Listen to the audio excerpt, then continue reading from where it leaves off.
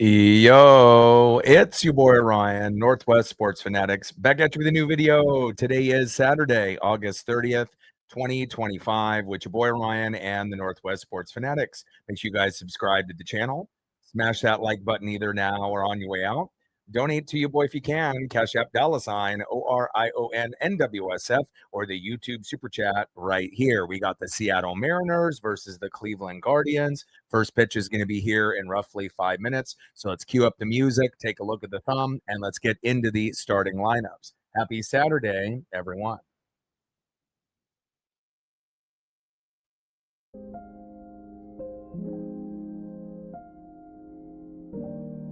And on the thumb on the left is left fielder stud Randy Arozarena. And on the right, third baseman superstar Jose Ramirez. Global broadcast here on Fox, not on Root Sports here today. Aaron Goldsmith, as well as John Smoltz on the call. Should be good, and definitely ready for this one. We had a heartbreaker yesterday, scoring 4 runs in the first inning, but that's all we got. And again, 5 runs, 7 to 10 hits is normally what we need. We lost 5-4. We need our bullpen to be better. We can't have guys like Brash and Munoz, set us up for failure. This is a must-win game. And obviously, if we win today, we have a good chance tomorrow. We can't get swept. We can't win just 1 out of 3. We don't have too many games left. We're less than 30 games until we end up getting into that playoff push. So every game is magnified. Every game matters even more. And hopefully we can get the job done here today. Now let's go into the starting lineups here first for the visiting Seattle Mariners. Leading off for the Mariners in left field, Randy Arozarena.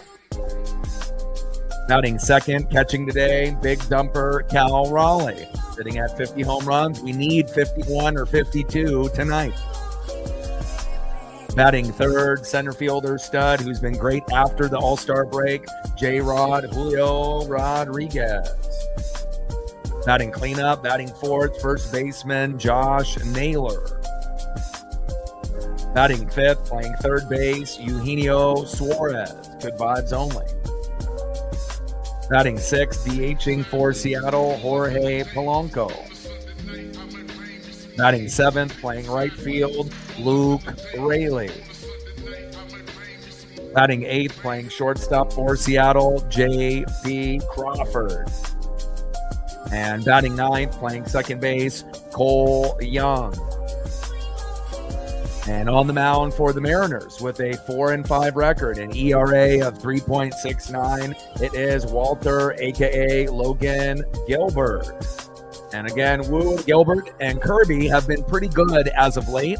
We've seen Castillo and Miller struggle. Hopefully this will be a solid outing for Logan Gilbert, who normally only goes about 5 innings. Hopefully he goes 6 or 7 today, and we can get the dub with Logan Gilbert this afternoon.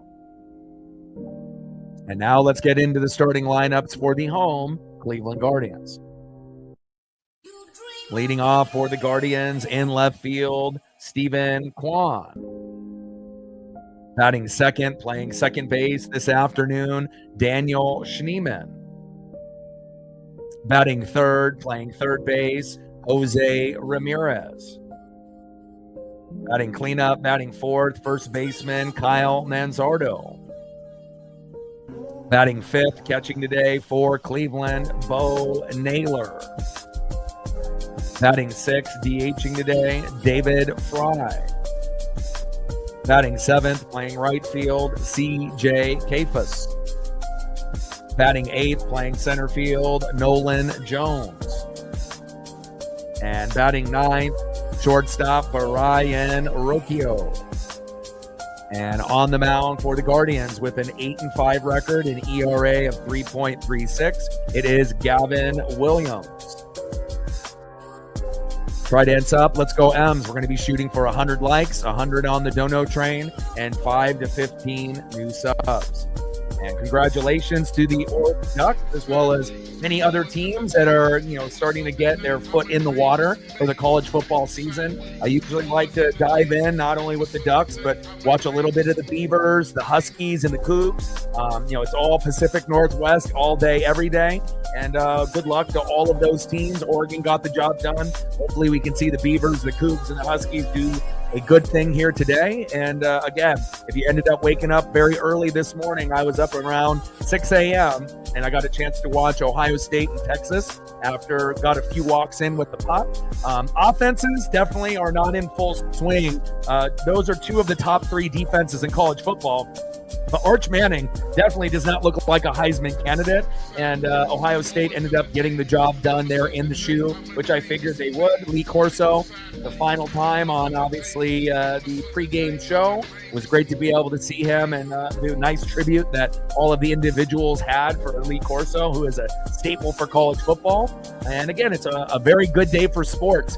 MLB action all day from the beginning of the day all the way into the evening, and we got college football sprinkled in throughout today as well. Let's go, baby. See if we can get a leadoff double for Randy, but again, we can't have, Randy getting thrown out in between the base paths twice, Polo once. Now, that last one, the third baseman was blocking the plate for sure. So that one, I'm not really on Randy on that one, but he should have probably stayed at second base instead of trying to make a double into a triple, but, it is what it is. First pitch fouled off, high and away, 0-1 count.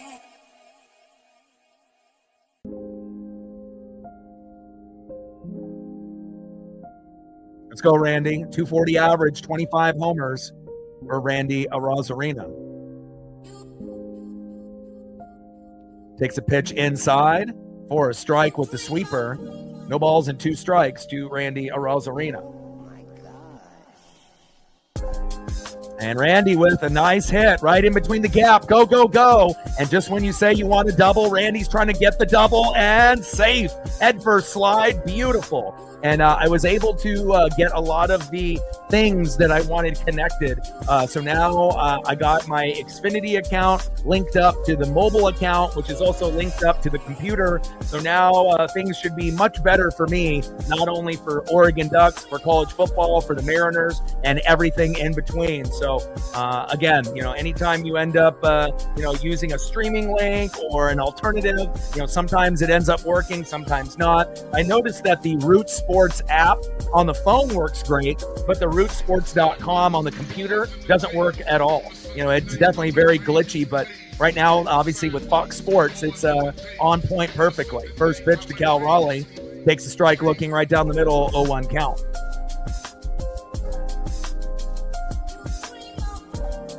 Cody in the building, what's good? Cool Kid in the building, what's good? Daniel in the building, what's good? Captain in the building, what's good? Marine Bean in the building, what's good? Let's go, baby.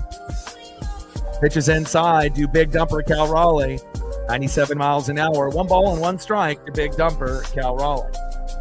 Day in the building, what's good? Yeah, I know Texas and Ohio State's defense are 2 of the top 3. There's no doubt about that. It was a low-scoring affair. But the offenses, again, you expected more from both of those teams. And yeah, they lost a lot of guys to the NFL, both teams. But the Arch Manning hype, he is definitely not Peyton Manning. He's not Eli Manning. He's not going to win the Heisman. And honestly, he doesn't look that good. Obviously Sayan, who was making his first start, looked better than him. And again, we'll see how they play against competition that maybe isn't as good. And then both guys will look a little bit better, but big swing and a miss, and down goes Cal Raleigh. What a pitch there. And again, we want to make sure we're limiting the big swings and the big whiffs, but you got to give Gavin Williams some credit right there. 8-5 record, 3.36 ERA, and right down the pipe on Cal Raleigh, and he said, see ya. Hopefully we'll be able to get you going later in the matchup. Next up is Julio Rodriguez. First pitch to Julio, fouled it off into right field, 0-1 count. Sinker right down the middle there from Gavin Williams. And I'm so excited that I got everything linked up properly. The only disappointment that I have is that rootsports.com through the computer, it doesn't work. And I got a gig service. But again, if I had to, for example, use my phone, to be able to watch, right next to me, I could do that as well. Throw to first, and Julio is out, and that is 2 away. Randy advances to third, but it's crazy because, most of the time you would think that they would have that figured out, with the, streaming option through your phone or through the computer. But I've noticed typically through the phone, it's even faster than some of the local broadcasts that are in my living room. Like when I was watching the Ducks game and I was checking out the Mariners replay, it's slightly faster on the phone than it is through the actual cable box, which is kind of wild, but that's what we're looking at. Next up is Josh Naylor. First pitch is low and at the knees from Williams to Naylor, 1-0 count.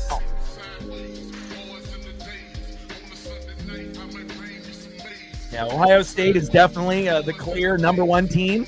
They got like 90, 5-star, 4-star, 3-star athletes combined, and which is the most, I believe, in college football. Texas was in the 70s. Oregon nowhere near what those guys have, but we are a top 7 team, and played very, very well against Montana State. And that's not a team that is obviously in the same kind of Division I if you're a Division II team, but they were actually one of the better teams in their division last year, but still not a top tier team. And, they made the playbook a little bit more simple this year, and they got the job done. So that was exciting to see. And I'm definitely looking forward to watching the Huskies, the Cougs, and the Beavers to see what they can do for our Oregon and Washington teams as well. And a trainer is looking at Naylor's eye. Don't know if he got some dirt or something, some kind of object that flew in, unless he has a contact issue, which he may. But I hope that he's okay. And we got a global broadcast here on Fox. And again, Fox broadcast is very smooth. Like, I wish foxsports.com worked like rootsports.com, where there's no glitching, there's no, loading, there's no buffering. It's just clean, no matter if you use your phone or if you use the computer option. And, they're getting some eye drops in there for Bo Naylor. Hopefully he's okay. They got Randy Arozarena sitting there at third base, and hopefully we can get Josh Naylor with an RBI single to be able to take a early 1-0 lead.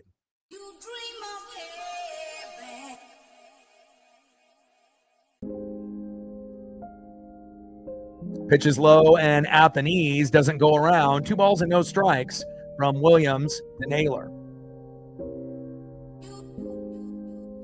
Back-to-back curveballs around 80 miles an hour there by Williams. 2-0 pitch. And Naylor fouls it off towards first base. Curveball, little dribbler, 91 miles an hour. 2 balls and 1 strike from Williams to Naylor. TJ in the building, what's good? And we're going to be looking 5 to 15 subs, right? That's what we're going to be looking at. If we hit that, we'll go to 20 to 50. Obviously, we'll be shooting for 100 likes once we hit that. And a little slow dribbler right up the middle, flip to the first baseman, and that is out number 3. Down goes Josh Naylor. We leave Randy Arozarena stranded at third, but at least we ended up getting a hit, and hopefully good things will come in the second, third, or fourth inning. But again, if you ended up watching a little bit of college football early this morning, obviously defenses are ahead of schedule compared to a lot of the offenses, unless you ended up playing an opponent much worse than you, like Oregon did. But it'll definitely be exciting to be able to see, the progression of the teams, since a lot of the top teams lost a lot of talent to the NFL. So obviously recruiting is so essential to be able to replenish a lot of those great players that all of us lost. But definitely excited to see, what the Big Ten can do. And for the teams that are left in the Pac-12, I wish them the most success possible. All right, let's go to the bottom of the first inning and see who's up next here for our guy, Logan Gilbert. 4-5 record, 3.69 ERA. And the last few times that we have seen Kirby and Gilbert and Wu, for the most part, they've looked pretty fucking good.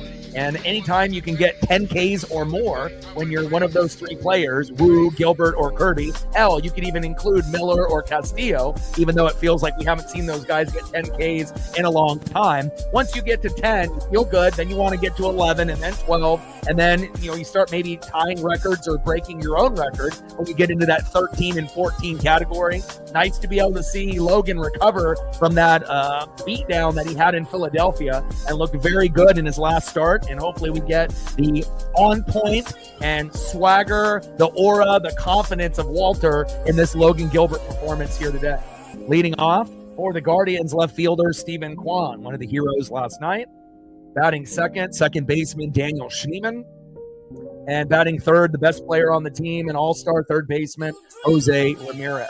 And again, to score 4 runs in the first inning felt great, but you know what didn't feel great? Not scoring anything after that, but we could have still won by scoring those 4 runs if we didn't have Brash and Mooney with meltdowns. And like I've said, right now with, Brash, Bizzardo, Spire, Munoz, the trust level isn't really there like it was at the beginning of the year. I think we trust Gilbert, we trust Kirby, we trust Wu. I don't trust Castillo and Miller at this point, and we haven't seen Emerson Hancock pitch in the pen yet. Maybe we will today, but again, the pen needs to be better, and maybe we need to move Logan Evans when he's healthy to the pen to give them a little stability, because again, I can't have meltdowns like that, by Brash and Munoz often. It's not good for my mental health. And I know you guys felt those effects of that loss yesterday too. First pitch, high and away to Stephen Kwan by Logan Gilbert, four-seam fastball, 93 miles an hour, 1-0 count. 1-0 pitch, big swing and a miss right down the middle, four-seam fastball again, 1 ball and 1 strike to Stephen Kwan. 271 average, 10 homers, 42 ribbies by Kwan in 2025. Velasco in the building, what's good? Yeah, Ducks got it done, but I will be watching Cougs, Beavers, and Huskies very closely like I always do, ever since I was a little kid. 1-1 pitch popped up into right field. Luke Raley is there, and that is 1 away.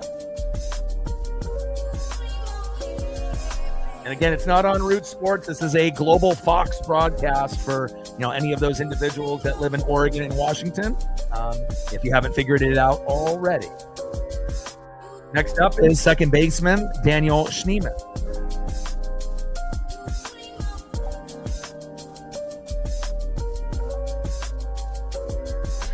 And first pitch right up the middle. JP with a great defense. Throw to first. Got him. JP Crawford. I like that, baby.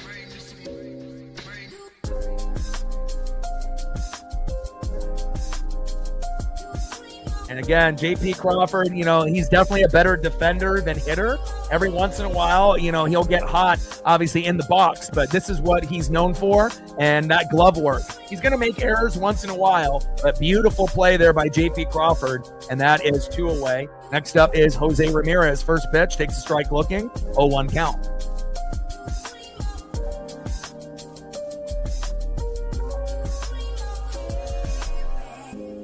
Yeah, Williams, the Huskies quarterback, is going to, really surprise a lot of people. They should have went with just a 1 quarterback system last year. But again, don't be surprised, if the Huskies end up making up a lot of ground and at some point being in the top 25 and, putting their name, as one of the maybe, kind of sleeper teams in college football this year. That's what I'm hoping for. Would really love to see them have some success. 0-1 pitch, low and away.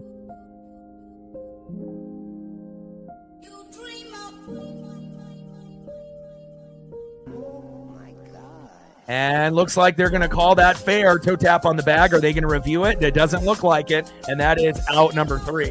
Obviously, Guardians were a little confused there as Ramirez, but he ended up seeing that, slow motion there on the replay. And he definitely looks like he was out. End of the first inning, 0-0 Mariners and Guardians. Captain in the building. What's good? Great to see you, my guy.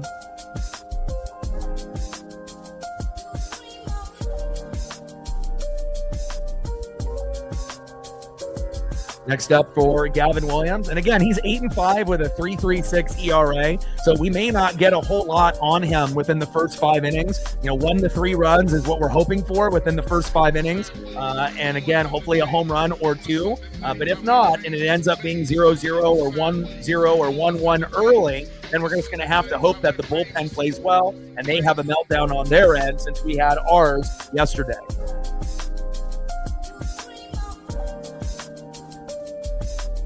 Next up for the Mariners in the 5-hole, third baseman Eugenio Suarez. Batting second, DHing in the 6-hole, Jorge Polanco. And batting third, right fielder Luke Raley. Filling in for Dominic Canzone. And obviously we know Victor Robles is still a part of that 7-game suspension. First game was yesterday. Second game is today. We should get him back for the Atlanta Braves series next weekend. And we're going to miss you, Victor. And it kind of made you wonder why they benched him those last 2 games. They probably should have played him every single game he had a chance instead of throwing Dom and Rayleigh in. They could have waited a few more games, but it is what it is. They're just trying to get everyone some reps. But we're going to be a much better team when Robles is in right field, not only with punting, but with base running and then just overall good vibes. He's a good hitter. And at some point, they may even replace, him with Randy as a leadoff hitter at some point or another. All day in the building. What's good? $2 holla. And when you start off the $2 holla, what are we doing? It's the dono train. Hop on that dono train, baby. $2 holla. 98 to go. I appreciate you. And hopefully we can get a few other people to hop on that dono train. Baby. Stacks. Racks with the little Cactus Jack. Bang, bang. We're at 2. 98 to go on the dono train. Thank you so much, my guy. Captain with a 4. He says, I want to get on the dono train. Okay, baby, let's go. Thank you so much. Now we're at 6. The train whistle is out and about. Let's go. Appreciate you very much. Now we're at 6. 94 to go to hit the goal. 1-1 pitch, takes a strike swinging low and away. 1 ball and 2 strikes from Williams to Suarez. Yeah, the program that I use for my streaming gives an option to add sounds to the stream now, or some default sounds, that we can use. And out of the, sounds that they have as Suarez strikes out looking right down the middle, and that is 1 away. There's not too many, that I feel like I'm going to implement throughout the streams. The train whistle for the dono train obviously makes sense. They have an applause, they have a drum roll, they have a boo, when something bad happens to the Mariners. They have like a gunshot, an explosion. They got a police siren. But I feel like the train whistle will probably be the only one we use for now, but down the road, if I feel like it is appropriate, we may sprinkle in a few others throughout the stream, to make it a little bit more lively and whatnot. Next up is Jorge Polanco. First pitch, Polo fouls it off right down the middle, 0-1 count. And we've seen Polo kind of turn a corner lately, and it's great to be able to see him connect with singles, doubles, and the occasional home run. 0-1 pitch, low and at the knees with the 4-seam fastball. 1 ball and 1 strike to Jorge Polanco. Global broadcast on Fox, not Root Sports. 255 average from Polo here in 2025. And we have 5 players with 20-plus home runs, which is a great thing to see. Line drive, and he is out in right field. Great grab there by the Guardians, and that is 2 away. Nice job by CJ Kafis, making that nice grab in the outfield on Jorge Polanco. We're not haters here. Next up is Luke Raley.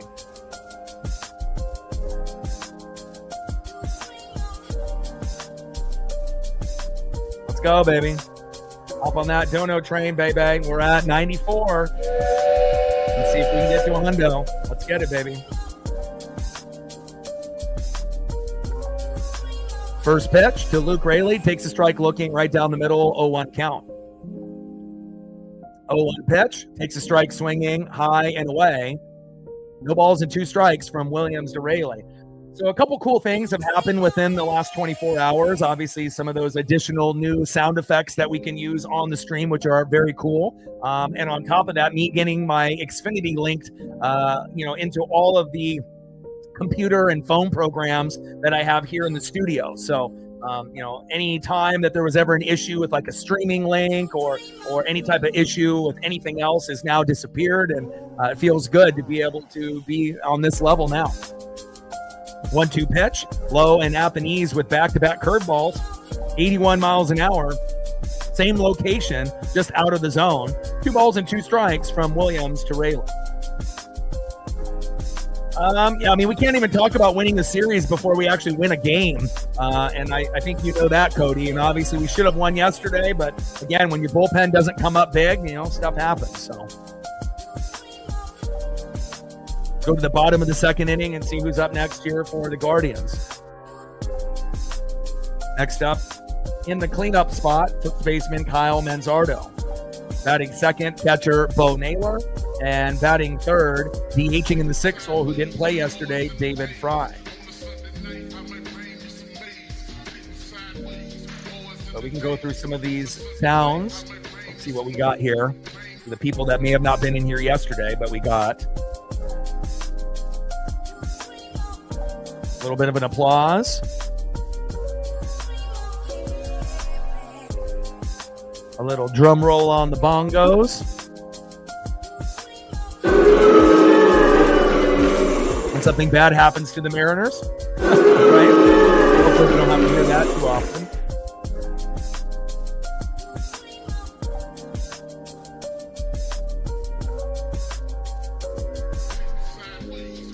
We got an audience laugh.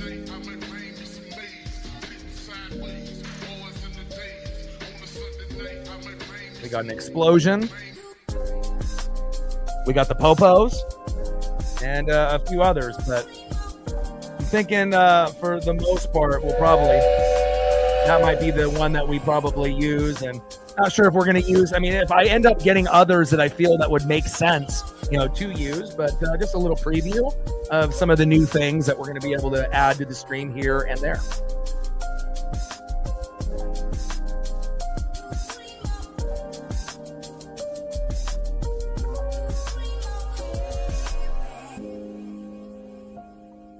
Yeah, I'm just happy I was able to link up. I had to end up calling into Xfinity, and I got transferred from one individual to another individual. But obviously, anytime you want to watch something through your phone or through the computer, you have to have your email linked to your cable company, right? And again, if you don't, then you're not able to watch what you have in the living room, for example, into the bedroom or studio. So I didn't have that linked up before, and now everything is linked up. So pretty much anything and everything between Hawk Sports, Root Sports, ESPN, anything down the road with the Kraken or the Blazers or NBA, everything is all linked through all the different sports, including wrestling, and I'm definitely excited about that.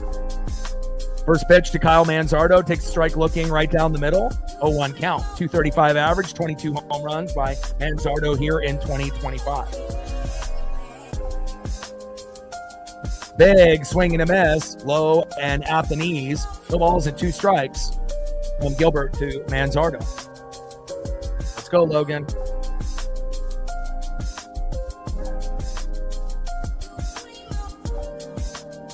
And with things all linked up, it should be able to give me the opportunity to be even more descriptive with certain aspects of the game, which is nice. 0-2 pitch, high and away with the splitter, 82 miles an hour there by Logan Gilbert. 1 ball and 2 strikes from Gilbert to Manzardo.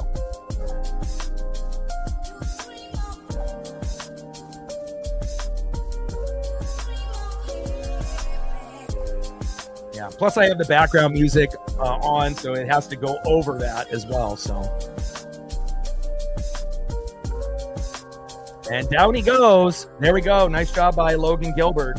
Oh boy.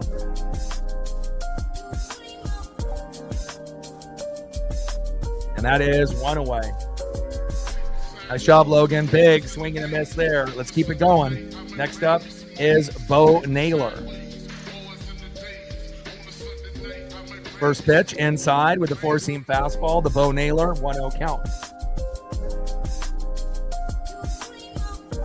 Now, I can turn the background music, off, and some of the other sounds will come through, but We'll save that for like maybe a commercial break. 1-0 pitch, takes a strike looking high and away with the slider. 1 ball and 1 strike from Gilbert to Naylor.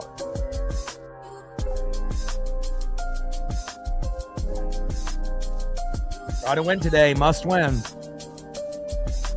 And then tomorrow we have WWE Clash in Paris, which is on at 10 a.m. in France, and they have the best crowd in the world. So I am considering doing that tomorrow. Mariners do play at 10:40. I will be, watching both things at the same time, but I might end up doing the WWE event just because I usually do that once a month. 1-2 pitch, and that's strike 3, baby. There we go. I like that. Logan Gilbert starting to wheel and deal.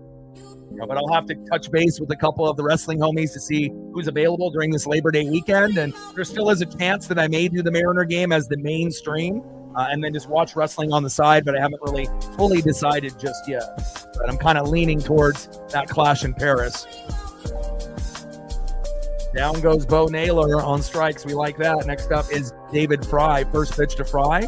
Pitch is high and inside with a 4-seam fastball, 1-0 count.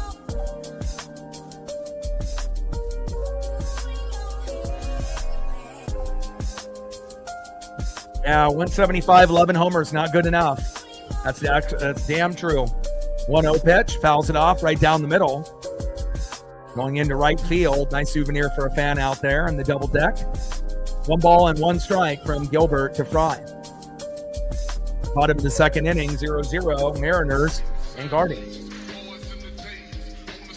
Yeah, and anything that I can do to, make the stream, better for, whatever that may be, visuals. I feel like the thumbnails are finally, at a point where I've mastered those, and anything that I could do to make the stream a little bit more fun and appealing, we're definitely going to do that. 1-1 pitch, low and at the knees with the slider by Gilbert. 2 balls and 1 strike to David Fry. Yeah, it doesn't really make a whole lot of sense, with him batting that position in the order, right? But again, a lot of the great hitters are now hitting in like the 2 and the 3, not necessarily in the 4 and the 5 anymore. Back in the 80s and 90s, typically your best home run hitters and sometimes your best hitters that weren't, leadoff, within the 4 and the 5 that could get you home runs, RBIs, singles, doubles, and move those guys over. But the game has kind of changed now, and now you're starting to see, more guys batting in the 1, 2, and the 3. You're still going to get some guys that are in the 4 and the 5 that are, quality players. But yeah, that definitely doesn't make sense for Naylor to be in the 5 spot. And Logan gets strike 3. There we go, baby. I like that. 3 up and 3 down. End of the second inning. Logan Gilbert wheeling and dealing, and it looks like that performance that he had, obviously after getting beat up by the Phillies. And anytime you can get 10, 11, 12, 13 Ks and tie your career high or beat your career high, good things are more than likely going to happen. And it feels like he's still in the same groove from his previous start, which is great to see. Next up for the Mariners in the 8-hole. Ice water in his veins, J.P. Crawford. Batting second, playing second base. It's a Cole world, Cole Young. It's a Cole world, baby.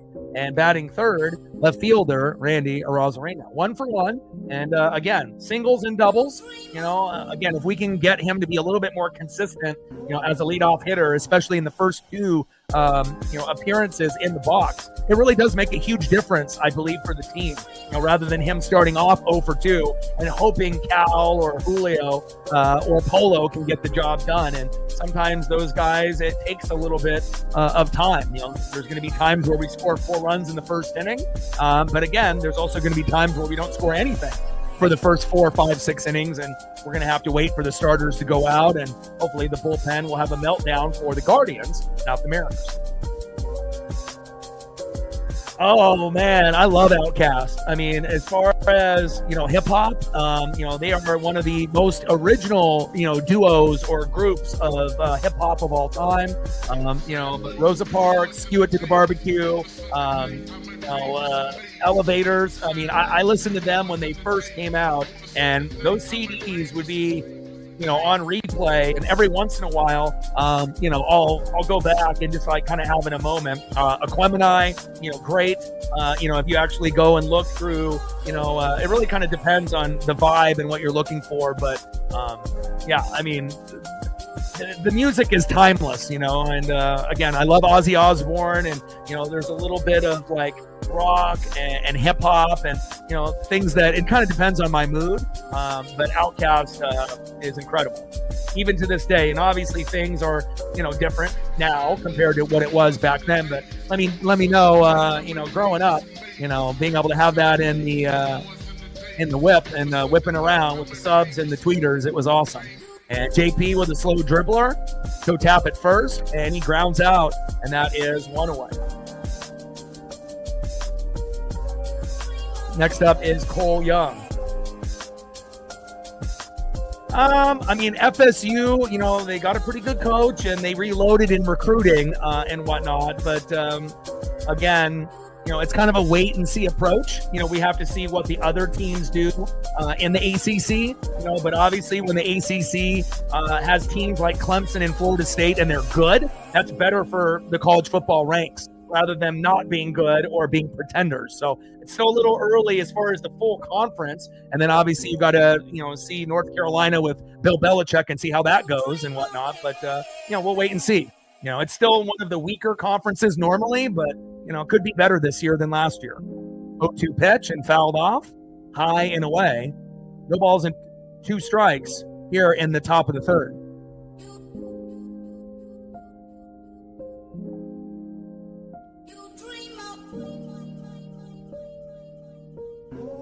Yeah, Andre 3000 and Big Boy, they're both great. 0-2 pitch, low and at the knees. 1 ball and 2 strikes from Williams to Young. Top of the third inning, 0-0. Gavin Williams on the mound. And Cole Young in the box. Come on, baby. Pitches low and at the knees with the curveball. 2 balls and 2 strikes from Williams to Young. 2-2 pitch, high and away. 3 balls and 2 strikes to Young. Come on, baby. 3-2 pitch and struck him out, and that is 2 away. Down goes Cole Young. We need Cole to get hot again. Come on, baby. Down goes Cole. Down goes JP. Let's see what we get here out of Randy Arozarena. Come on, Randy. First pitch from Williams to Arozarena. Takes a sweeper, low, in the zone. Should have been called strike, but called ball. 1-0 count.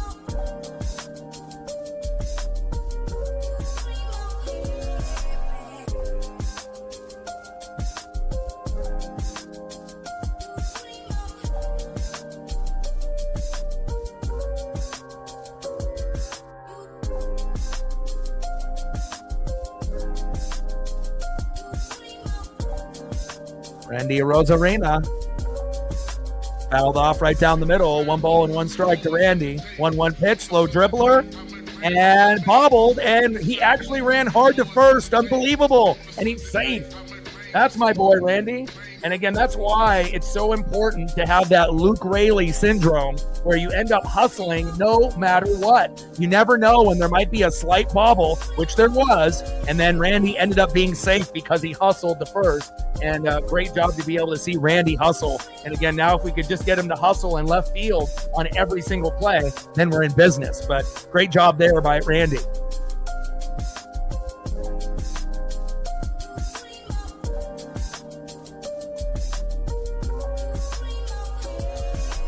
First pitch from Williams to Raleigh. Curveball low and at the knees. 1-0 count. 2 more likes to 50. Let's go, baby.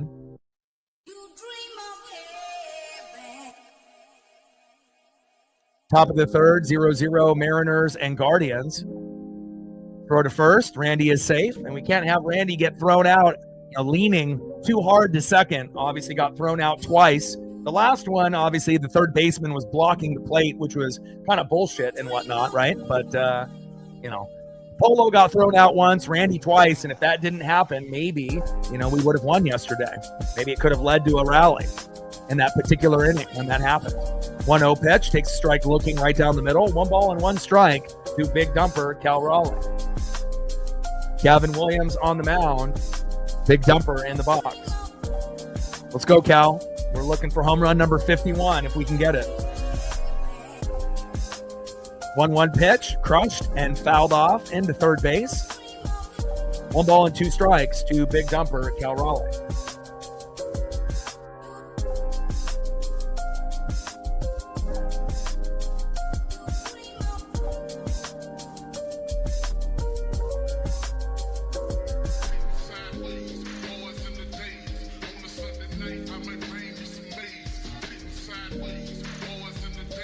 Now crushes that one foul right down the middle. 1 ball and 2 strikes with a runner at first and 2 outs. 0-0 Mariners and Guardians.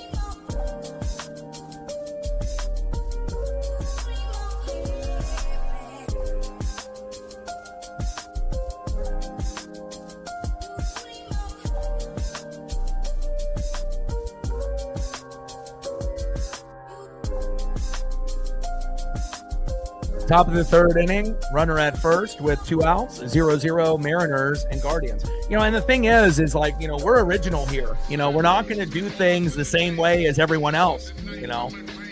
Some streams, are going to have no music. Some streams are going to have 1 microphone, and that's just not the case here. We're going to be a little bit different. And again, everyone is entitled to their own opinion on certain things, but again, we run our things a particular way here.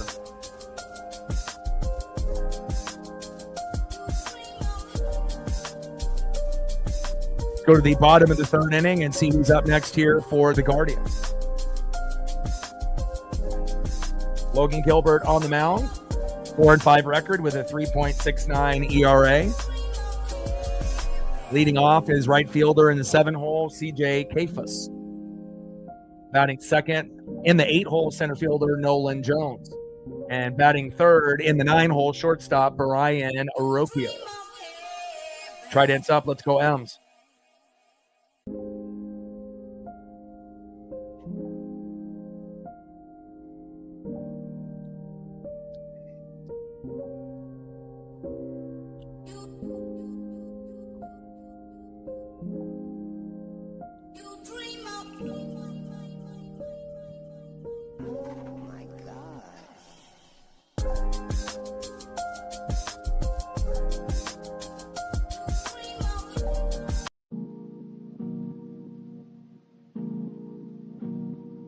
Plus another thing, is when you're supporting your friends that have dreams and goals, that's a part of it too, and again, it's like, even,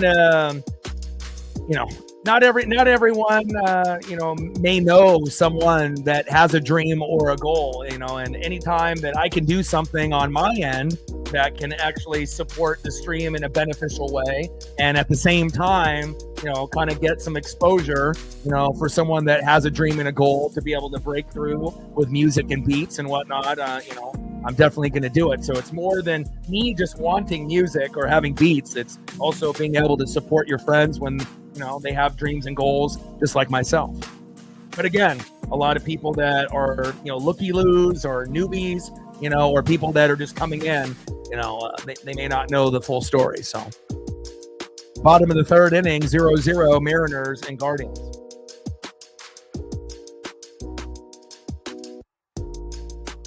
Let's go, Logan. All right, baby. We're at 50 to go.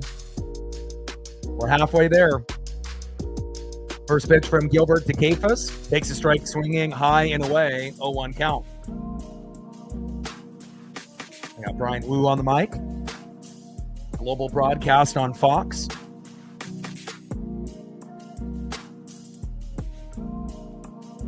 Bottom of the third inning, 0-0 Mariners and Guardians. 0-1 pitch fouled off behind the plate, behind Cal. No balls and 2 strikes to CJ Kafus.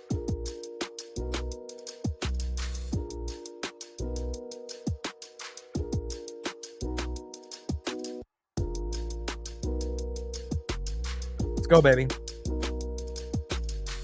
Bottom of the third, 0-0 Mariners and Guardians. Global broadcast on Fox. Logan Gilbert on the mound. CJ Kafus in the box.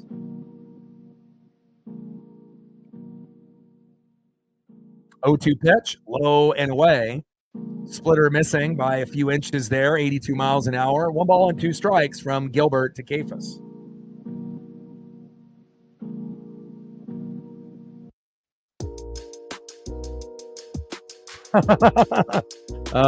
Hilarious. 1-2 pitch, low and away. 2 balls and 2 strikes from Gilbert to Kafus. 2-2 pitch, fouled off, right down the middle. Count still remains 2 balls and 2 strikes with nobody on and no outs. Bottom of the 3rd inning, 0-0 here early between the Mariners and the Guardians.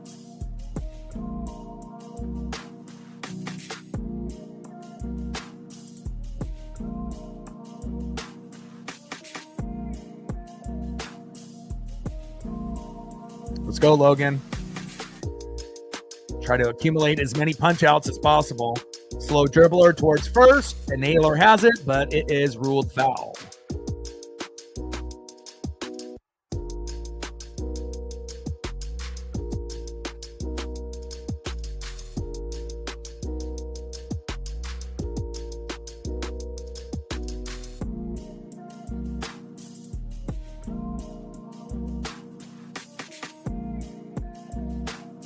And obviously we have a Labor Day weekend. A lot of people are camping or out and about and whatnot. So viewership will definitely be up and down the next few days, but that doesn't bother me one bit. We're going to still keep grinding it out. Pitches high and away with the slider, missing the strike zone by a few inches there by Logan Gilbert. Count now is full. 3 balls and 2 strikes to CJ Kafus. 3-2 pitch popped up. And going into foul territory towards third base. Good souvenir for a fan. Count remains still 3 balls, 2 strikes from Gilbert to Kafus. And we're going to definitely need a couple of home runs in this matchup as well. You know, we don't do well when we don't get any home runs, or sometimes when we only get 1. It's like 2 to 4 home runs is the perfect number typically for Seattle. And 3-2 pitch. And they don't give him the call there, and that is a walk. Leadoff walk there by CJ Kafus. So now we're going to need a strikeout and a double play, or a double play and a strikeout. Next up is Nolan Jones. Maybe we get a strikeout on Jones and get the double play on Rocchio.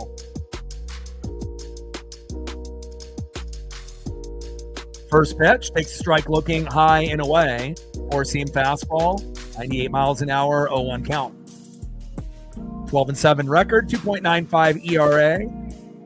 164 and 2/3 innings pitched, top 5 in the AL. Brian Wu has been amazing this year overall. I mean, he's obviously had some games that really didn't go our way, but for the most part, he's been pretty clutch, especially with the injuries to Miller, Gilbert, and Kirby, throughout the year. 0-1 pitch, takes a strike looking high and away. No balls and 2 strikes from Gilbert to Jones. Yeah, Ben, I 100% agree. I mean, based on what happened yesterday, we need to be able to win today and tomorrow to make up for what happened yesterday. Scoring 4 runs in the first and nothing after, and then not only not scoring anything after, but having Brash and Mooney blow the game for us at the end. And that's not, what we're used to. 0-2 pitch, high and away with the splitter. 1 ball and 2 strikes. Do Nolan Jones, but again, like I mentioned in the first half of the season, before the All-Star break, Brash and Mooney were untouchable, right? They were amazing. But now after the All-Star break, it's like the trust level for Brash, Bizzardo, Spire, and Munoz is definitely not as high as it was. And that's not good. As Kafus gets into second base, safe.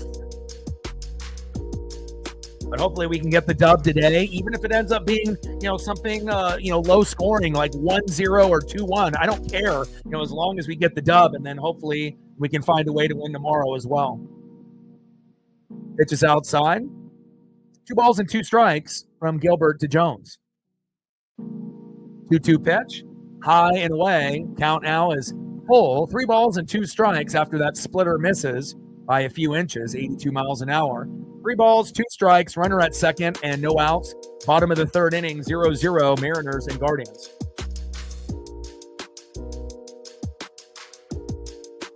Let's go, Logan. Gilbert on the mound, Nolan Jones in the box.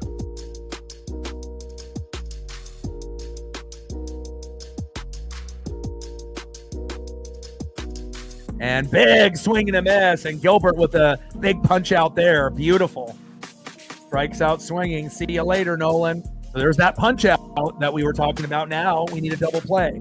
Need Rocchio, slow dribbler to JP, throw to Naylor, and then we get out of this inning unscathed. Let's see if we can make it happen. Nice job by Logan Gilbert, wheeling and dealing early, and that's a good sign to see. If we could just get Luis Castillo and Bryce Miller on the Gilbert, Kirby, Woo level, then we'll be just fine. But we'll see where it goes. First pitch to Rocchio. Julio is there in the no-fly zone. He's going to tag up, and no, he doesn't. Julio's arm is too strong. He said, "Not today. Don't challenge me." Nice job keeping the runner stranded there at second by Julio Rodriguez, no-fly zone.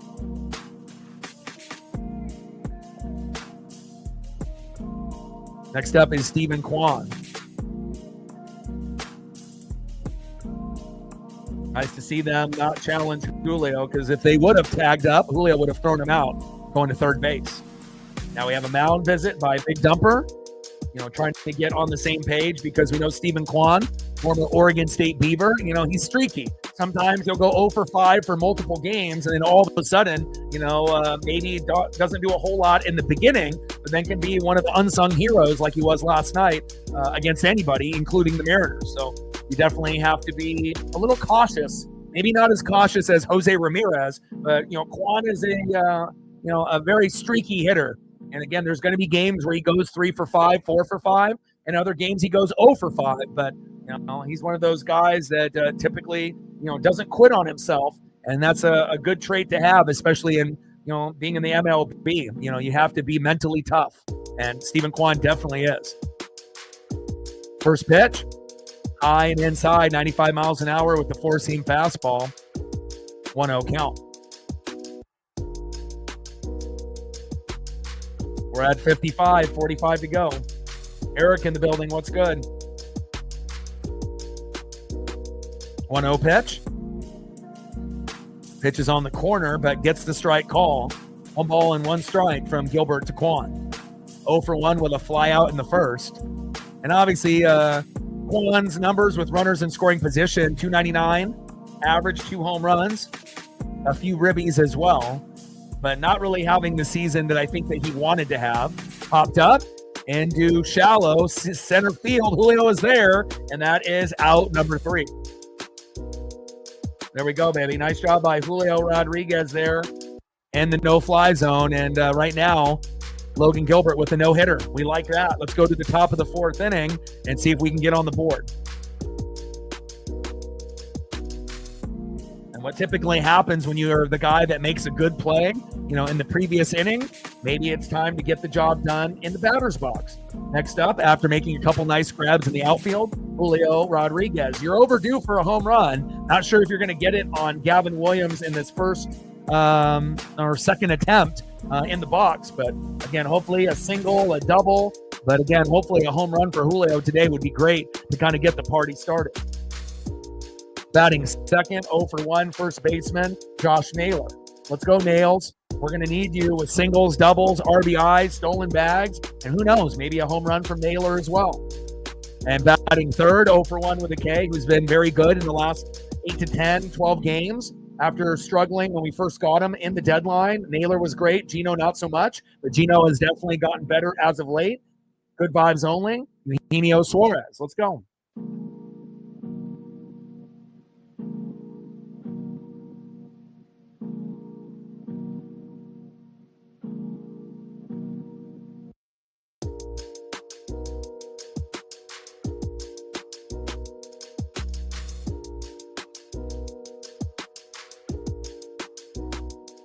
Rosa Reina. We need Randy to step up as well. Hopefully we'll get a few individuals in this inning, and again, hopefully in the 4th and the 5th as well. End of the 3rd inning, 0-0, Mariners and Guardians. Like, sub, donate, comment, share. If you haven't smashed that like button yet, please do. Help us get to 100 likes, 100 on the dono train, and 5 to 15 subs. Let's go, baby. Hop on that dono train.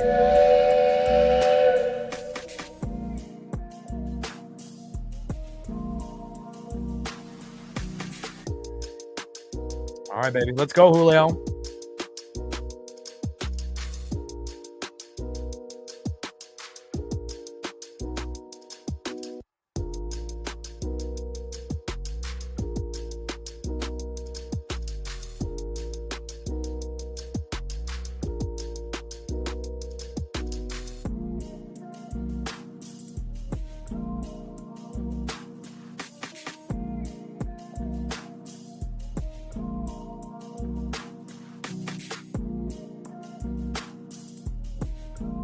Checking up on the Huskies and the Beavers playing later tonight.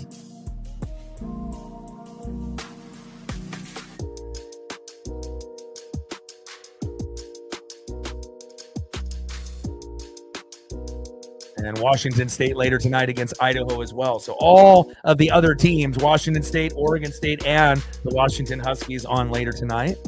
7:30, 8 o'clock. I'll definitely be watching. 0-1 pitch, fouled off right down the middle. No balls and 2 strikes to Julio Rodriguez. Let's go, J-Rod. We definitely need one of these. Hopefully we'll get something. Little slow dribbler right up the middle. Throw to first, and an easy out there. 1 away.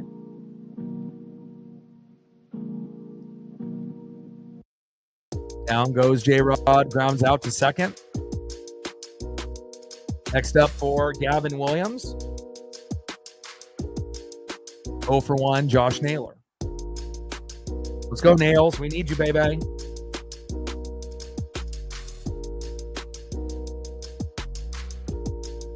First pitch, fouled off, high and away, 0-1 count. Flies into third base. Lots of souvenirs out there so far.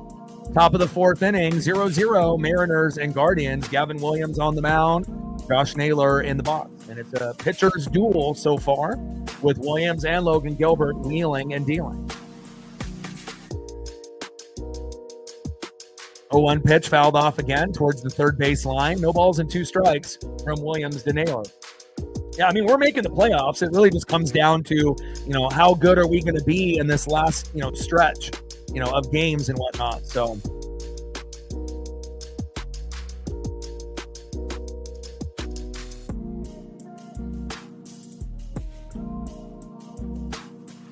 definitely got to be better on the road.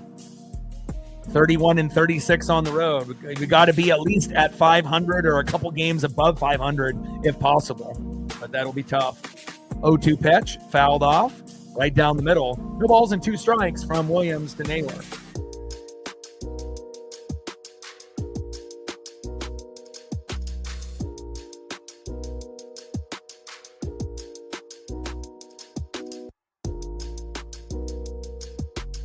And I was going to try to do the Duck stream as well as the Mariners, but they were going to overlap and I wasn't going to have enough time to prep. So I figured I would just watch, the Duck game, which I did, and then just do one stream and continue to grind it out with the Mariners, which I feel is the right choice. But next weekend when they play Oklahoma State, it's on an hour earlier at like noon. So I should be able to do both next weekend, which I'm looking forward to that, even though it might be a little tiring on my end. Pitch is fouled off, high and away. 1 ball and 2 strikes from Williams to Naylor. 1-2 pitch. Fouled off right down the middle. Naylor is grinding at this at-bat. That was the 6th pitch. And hopefully he'll be able to grind this out for a single into right field. Yeah, we definitely need Logan to get some run support. I agree. But again, we do have a good quality pitching matchup. It's not like we're going against a scrub. Gavin Williams is a good pitcher for Cleveland. 8-5 record with a 3.36 ERA. So it is possible that we may not get anything, until he goes out. And then we just have to hope for a meltdown by the pen like we had with Brash and Mooney last night. 1-2 pitch, fouled off again.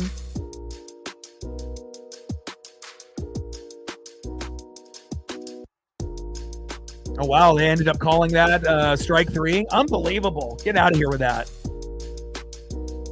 They said Naylor strikes out swinging, and I guess he did go, and it was kind of more of a check swing, but I mean, the catcher didn't even catch the ball. This goes bouncing around behind the backstop.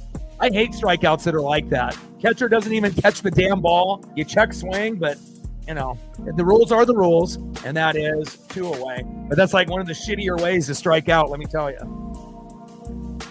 Next up, third baseman Eugenio Suarez, 0 for 1 with a K. Maybe Gino will be the guy that gets the party started for us. 42 homers so far here in 2025. Let's go, Gino. Good vibes only. First pitch, big swing and a miss, 0-1 count. 0-1 count, pitch is high and away. 1 ball and 1 strike from Williams to Suarez. 1-1 pitch. Crushes that deep into center field, but in play. And that is out number 3. And again, it's been a little bit of a stalemate for both teams right now, not being able to get into a rhythm. 2 hits by the Mariners, but the Guardians are at 0. So at least that we're not at 0. We have the 2 hits at this point, and Logan Gilbert's got a no-hitter, and let's keep it going.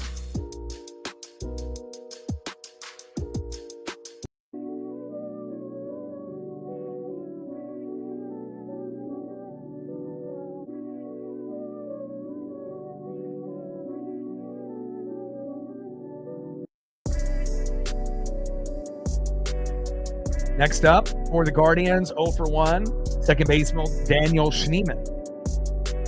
Batting second, one of the best third basemen in the game, 0 for 1, Jose Ramirez.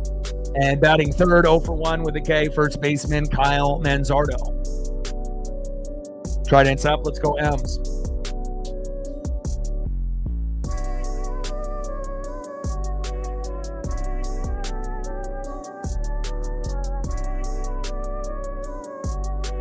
Washington State plays Idaho at 7. They should obliterate them.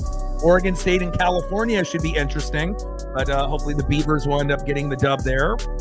And I'm really, really looking forward to the Huskies to be able to see what they would possibly be able to do later tonight.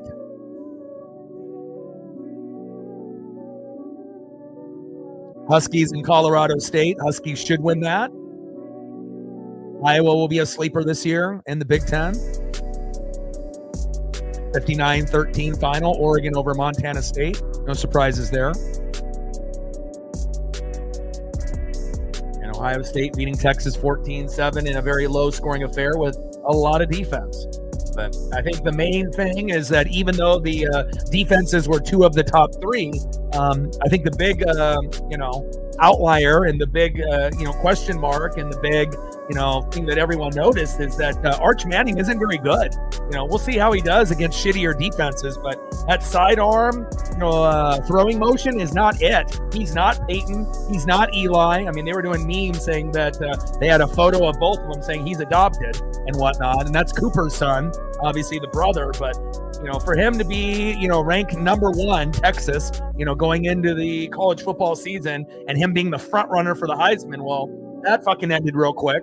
And, Texas's season isn't fully over, but again, they don't look as good as maybe as some people thought, and especially Arch Manning, but I hope that he'll look better as the season goes on, but that definitely isn't the number 1 pick in the draft. I'll tell you that. First pitch from Gilbert to Schneemann, takes a strike looking, high and away, 0-1 count.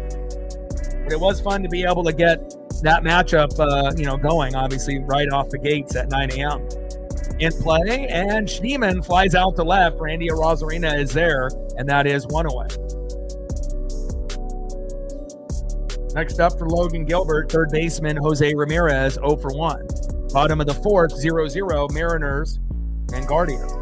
Logan Gilbert with a no-hitter so far, and the Mariners have 2 hits, but we haven't been able to convert that into any RBIs or home runs just yet, and hopefully we will. But Randy is the sole individual. I put him on the thumb today, and what does he do? Go 2 for 2 so far. So we'll see what we can get out of Randy. Maybe we'll get a home run out of him at some point. 0-1 pitch, takes strike looking low and away. No balls and 2 strikes from Gilbert to Ramirez. Good frame job there by Cal Raleigh. And a little bit of a disappointment, scoring 4 runs and losing 5-4 late and having an epic meltdown by our bullpen and our closer. So, it's very important that we get this dub and we win tomorrow. We have to win the series and continue our, good vibes and our momentum, even though we know we're not very good on the road, but most teams aren't. 0-2 pitch, low and away with the splitter. 80 miles an hour by Gilbert. 1 ball and 2 strikes to Jose Ramirez. Trident's up. Let's go, M's. Like, sub, donate, comment, share. If you haven't smashed that like button yet, please do. Help us get to 100 likes, 100 on the dono train, and 5 to 15 new subs. Slow dribbler towards third. And what kind of effort was that? Come on, Gino. He didn't even make an attempt there. He just looked at it. I almost felt like I was looking at Randy in left field. You can at least run hard to grab the ball, even if you're not going to throw it. Come on, man. But a nice hit there by Jose Ramirez with 0 effort by Gino at third. It's not like he was going to throw him out, but at least make an effort to get towards the ball and have it in your hand. Next up is Kyle Manzardo. I don't know. For me in sports, a lot of it is, mental toughness and effort. There's going to be people that are blessed, by the genetics and the sports gods, and I get that. But, there's certain things that, it has to be within the player themselves, and obviously being able to hustle and have effort, is very important. Wild pitch there by Logan, and Ramirez ends up skipping into second safe. Couple wild pitches by Logan Gilbert. Come on now. Gilbert on the mound. And Manzardo in the box. We don't want to give up the 0-0 tie to a 1-0, 2-0, 3-0 deficit. Ronald in the building. What's good?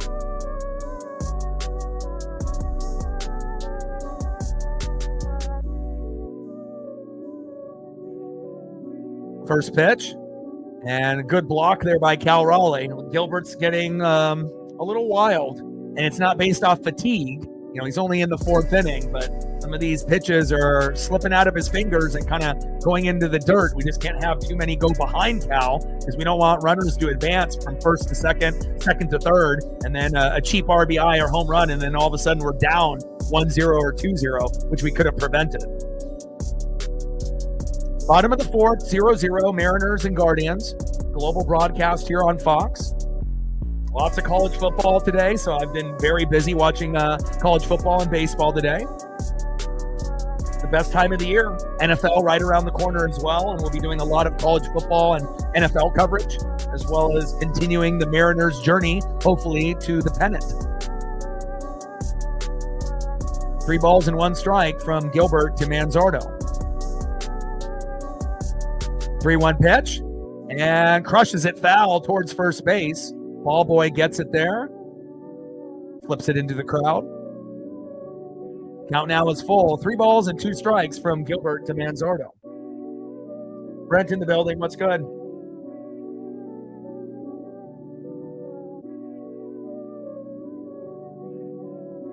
I like intelligence. I like effort. I like hustle. Some of the things that, are the intangibles to be a winner. A little slow dribbler, throw to first. Got him. Here we go. Ramirez goes from second to third, but I think we can keep him stranded there. A good defense there by the M's. Down goes Manzardo from Young to Naylor. And next up in the 5-hole, catcher Bo Naylor. 0 for 1 with a K, and hopefully we'll have a K, pop up or ground out, and we'll leave that runner, Jose Ramirez, stranded at third.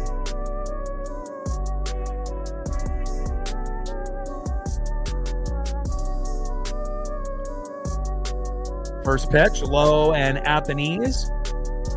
With the slider, 87 miles an hour, 1-0 count. 174 average for Bo Naylor. That ain't going to cut it with those 11 home runs like Marine B mentioned. Not ideal for a 5-hole hitter. But again, the Guardians are only 1 game above 500, so it's not like anyone really believes they're making the playoffs. Again, for the longest time, it was only the Tigers that had an above 500 record in that division. And then we started to see, a few other teams start to, at least get to that 500 point or a game above or below, with the Royals and the Guardians, and obviously the Twins have started to go in the wrong direction. But the Tigers are obviously the best team, but Royals and Guardians are scrapping, and they're trying to catch up to the Yankees, Red Sox, and the Mariners for position. 1-1 pitch, takes a strike looking right down the middle. 1 ball and 2 strikes from Gilbert to Naylor.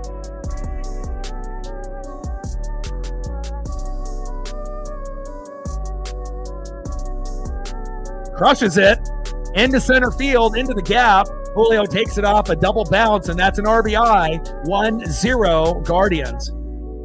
And even though Naylor has a shitty batting average, that doesn't matter there. And Naylor gets the big RBI single. Jose Ramirez says, hey, you the man.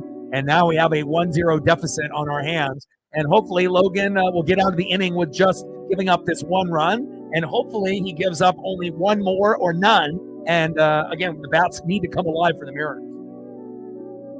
Next up is David Fry. And we should be able to get David Fry out, you would assume. All Day says we need the boo sound, huh? The Guardians just take the lead with a big RBI there by Bo Naylor.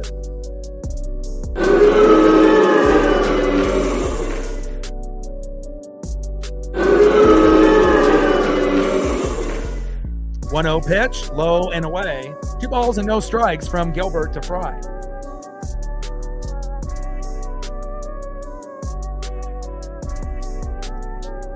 Yeah, those might be the only ones that we use. The train whistle for the dono train and maybe the boo. But hopefully we don't have to use the boo that often. 2-0 pitch, takes a strike looking right down the middle. 2 balls and 1 strike from Gilbert to Fry.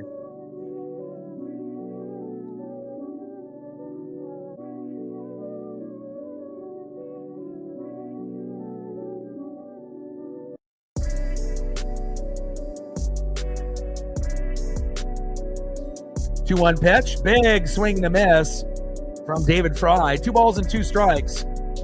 With a runner at first and 2 outs, 1-0 Guardian lead with a Naylor RBI single getting Ramirez.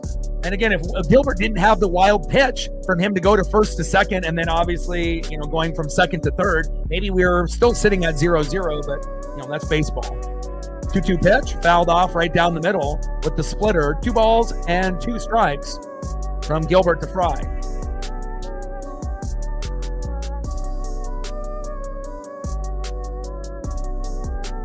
We got other, sounds that we can have when things are going, our way, right? When things go well.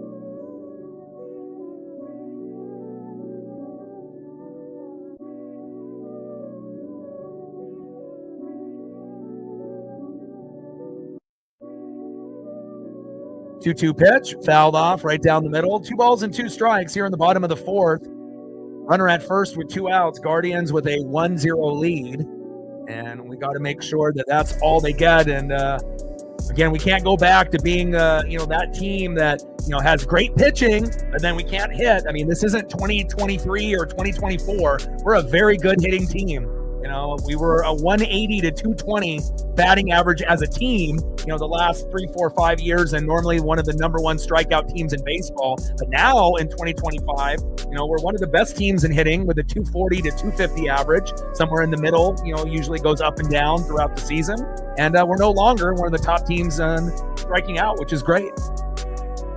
But we need the pitching and the hitting and the bullpen to be on the same page together in a game, not just 1 out of 3. Got to have 2 out of 3 at least. 2-2 pitch. Low and away. Count now is full. 3 balls and 2 strikes from Gilbert to Fry.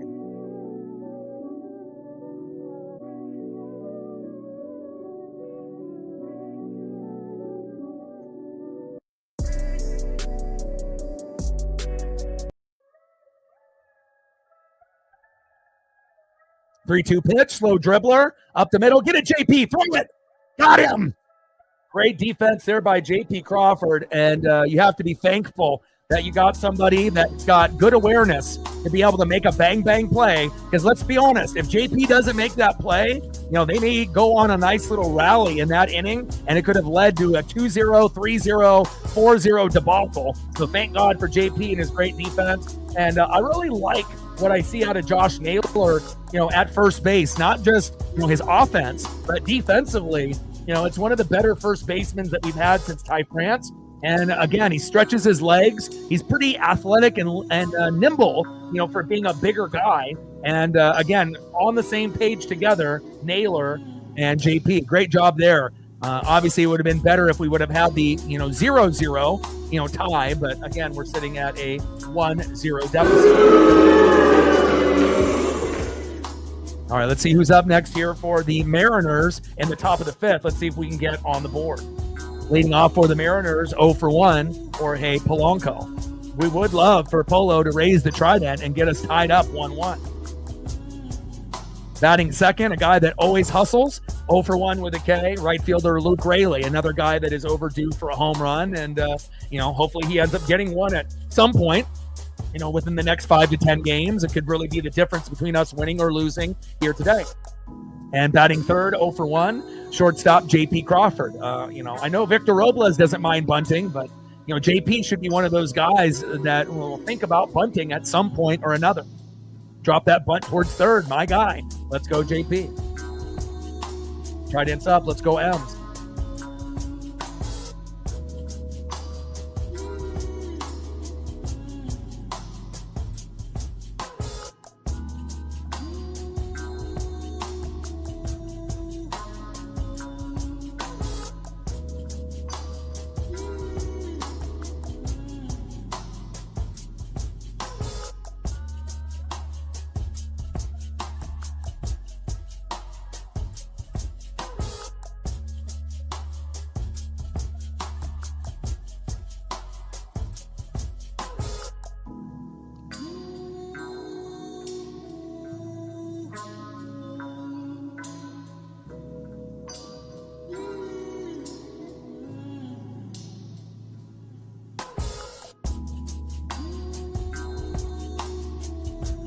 One, huh?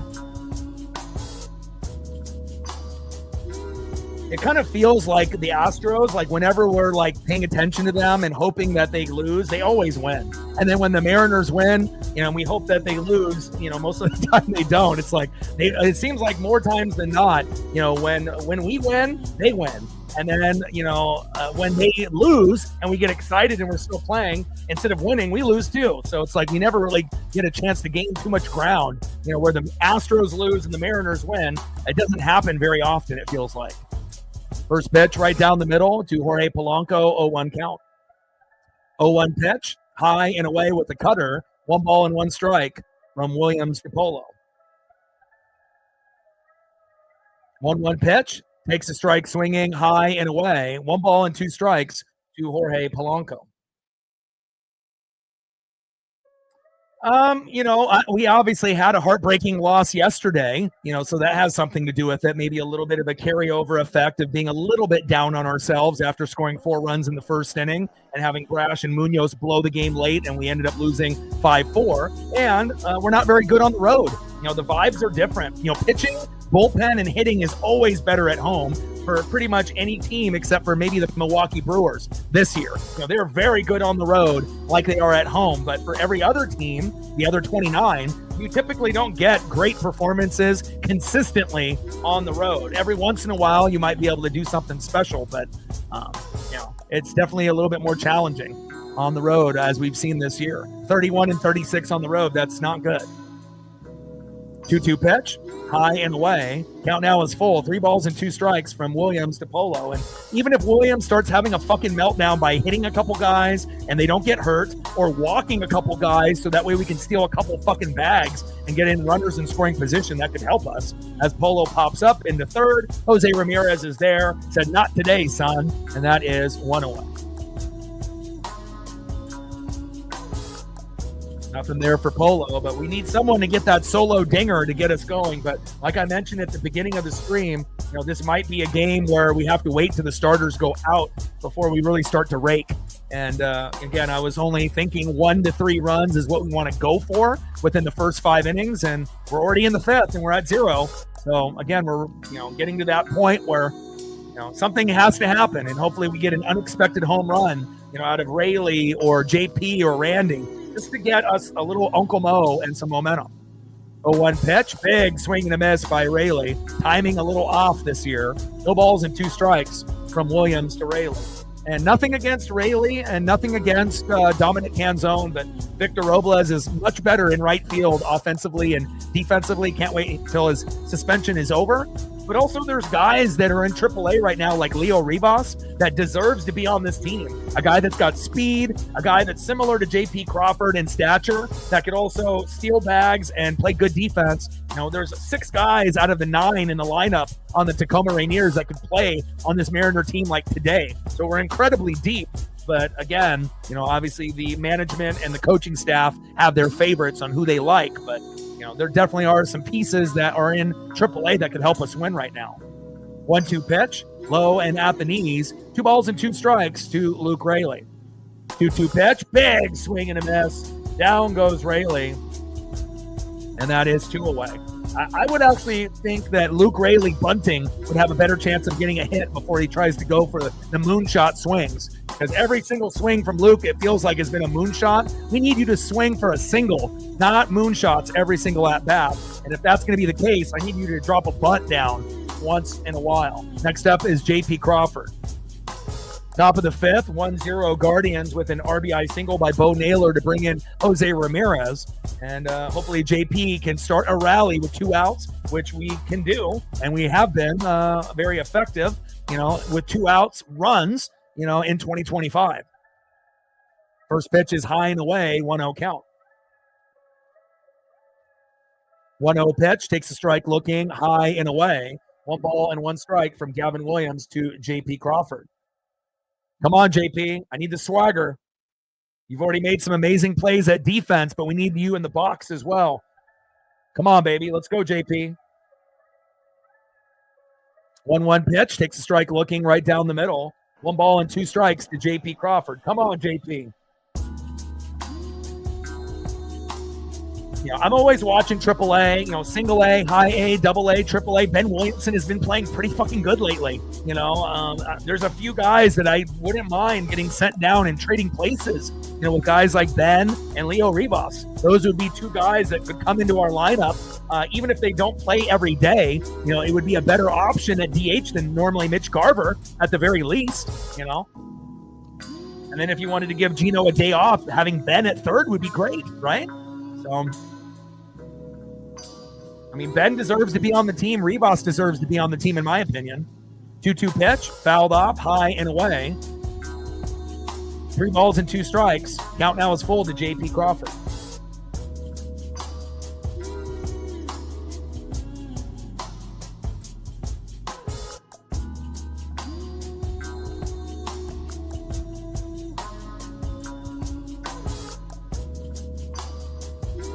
Three-two pitch.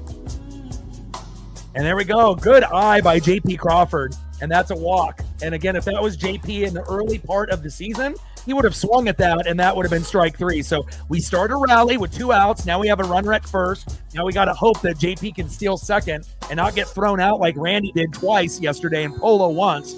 Just getting that guy to second base could be the difference. And let's see what we can get here up with Cole Young. Let's go, Cole. And again, Cole, there's like 2 versions of him.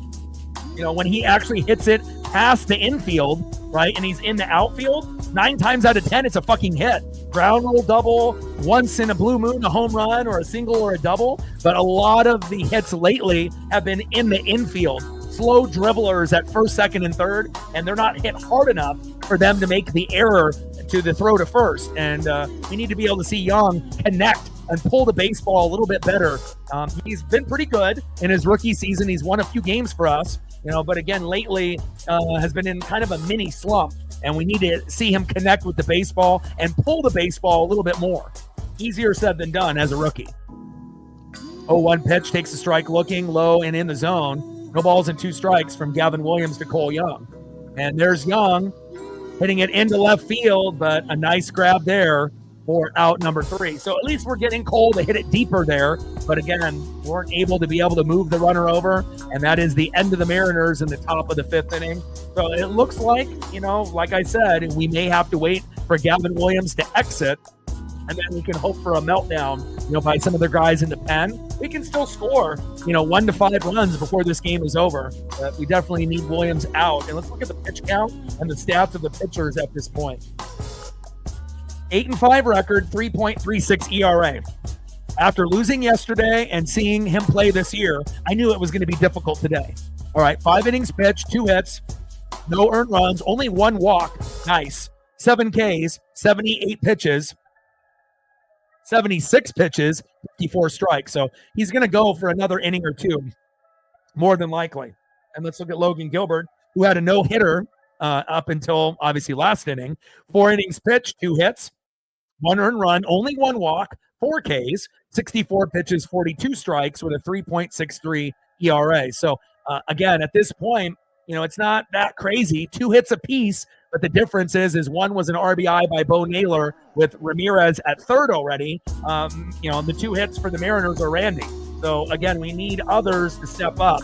And hopefully we can get a rally of back-to-back-to-back hits to lead to an RBI, or we get that solo jack, 2-run blast or 3-run dinger to give us that confidence. But again, for it to be a 2-run jack or 3-run dinger or a grand salami, get the mustard and rye bread, baby, right? You need guys to hit, multiple times in a row. And right now, it's really been the, game of Gavin and Logan dominating the mound. And that's just what it is sometimes, here in baseball. Next up in the 7-hole, right fielder C.J. Kafus. Batting second, center fielder in the 8-hole, Nolan Jones. And batting third in the 9-hole, shortstop, Brian Rocchio. Trident's up. Let's go, M's. Like, sub, donate, comment, share. If you haven't smashed that like button yet, please do. Help us get to 100 likes, 100 on the Dono train. And we're looking for 5 to 15 subs. Let's go, baby.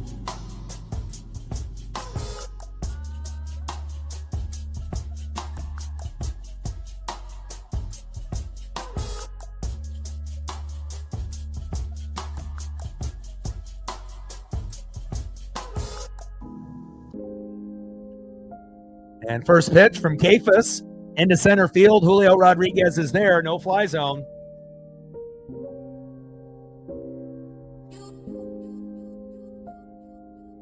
And again, you have to be blessed that we have someone that is a great defender in center field like Julio Rodriguez. And eventually the bat will come alive. And this would be a great game for one of these. We're definitely going to need a home run or 2 if we want to be able to win this. Even if it ends up being 2 home runs and they're just solo dingers, that could be the difference between us winning or losing.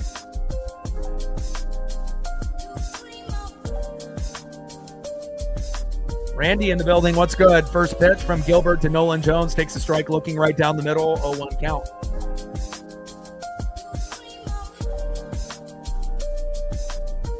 Oh, 1 pitch. Big swing and a miss, low and at the knees. Good pitch there by Logan Gilbert, baiting Nolan Jones. No balls and 2 strikes from Gilbert to Jones. Bottom of the 5th, 1-0 Guardians. This is a game that we can still win. It's just been a pitching duel, and both pitchers have been lights out. We just have to be able to get others going besides Randy today. And again, we haven't bunted. We haven't had a chance to steal any bags. Popped up. And a nice catch by J.P. Crawford on Nolan Jones, calling off Randy Arozarena, and that is 2 away. J.P. has been very good defensively here today, which is great to see. Next up, shortstop Brian Rocchio.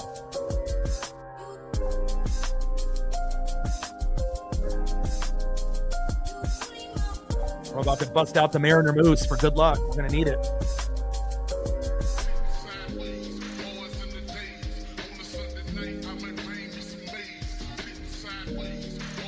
First pitch to Rocchio, high and away with a 4-seam fastball, 1-0 count.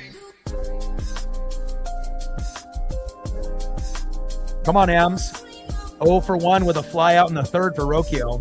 234 average, 3 home runs in 2025. 1-0 pitch, takes a strike, looking high and away.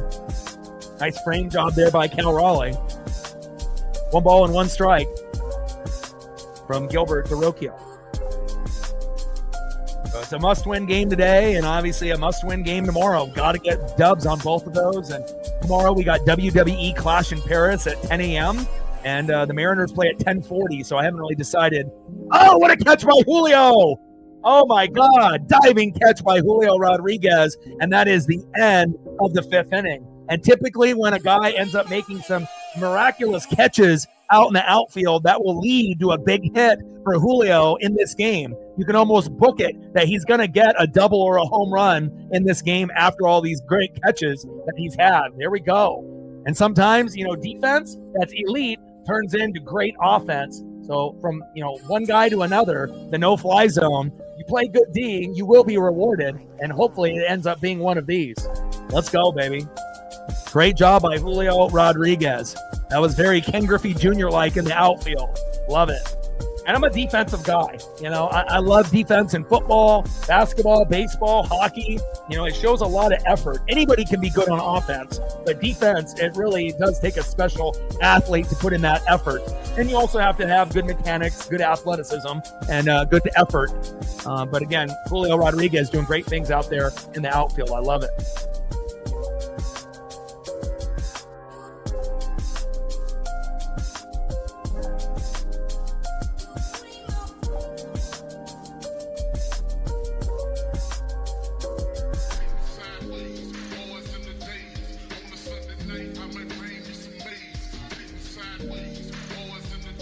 Let's go, baby. I believe in you, Julio. This could be the game where you do get a single, double, triple home run.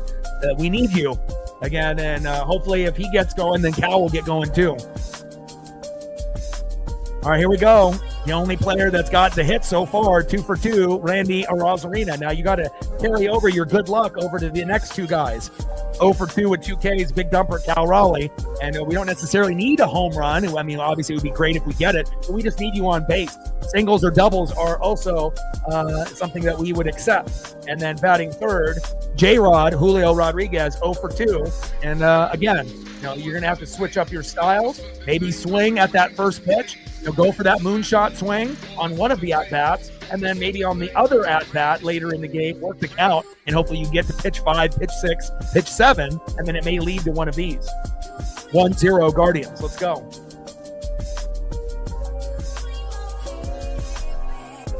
Three more likes to 70. Let's get there. I got about, 30 to 40 people that haven't hit the like button yet. If we get half of the people in the room to hit the like button, we'll be at 100 or close to that. And we're at 6 on the dono train, 94 to go. First pitch from Williams to Arozarena. Takes a strike looking right down the middle, 0-1 count. Arozarena.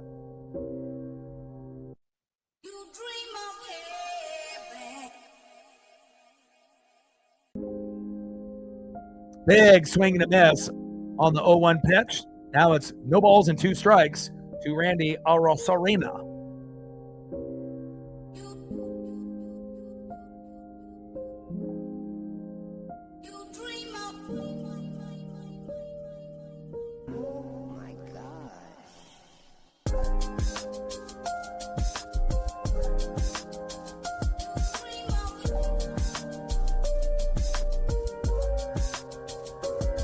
And dribbler up the middle, throw to first. Good hustle by Randy, but that is out number 1.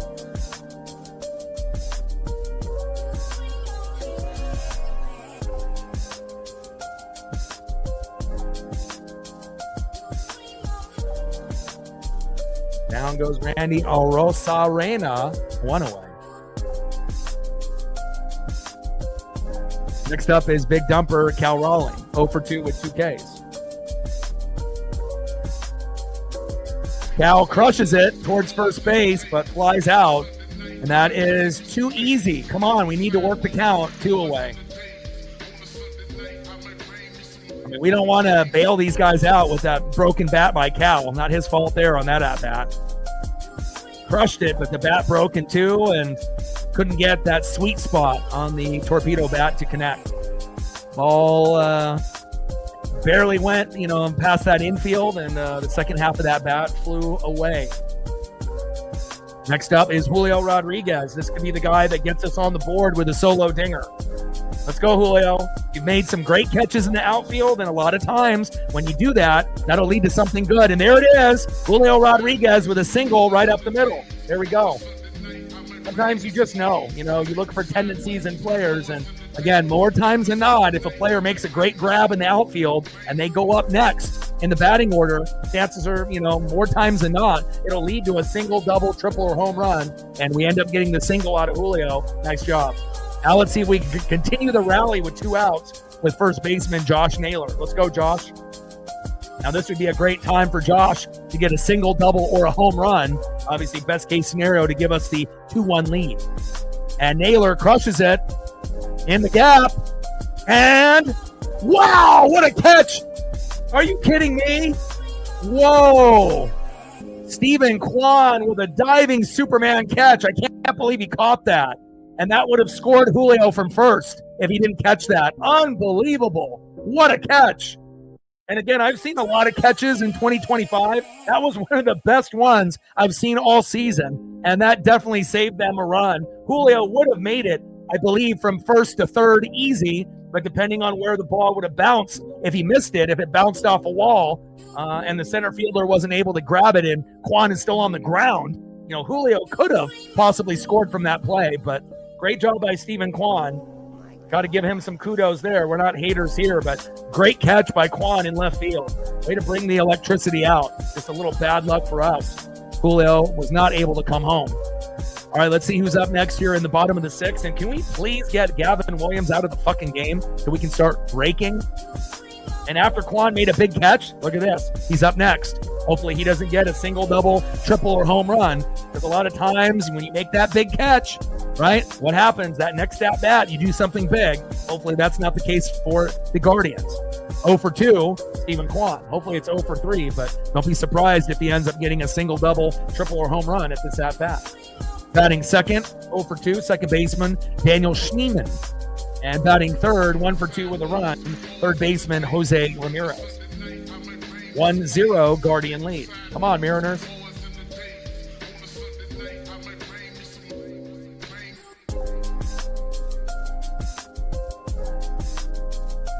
All right, time for the Mariner Moose for good luck. We've waited long enough.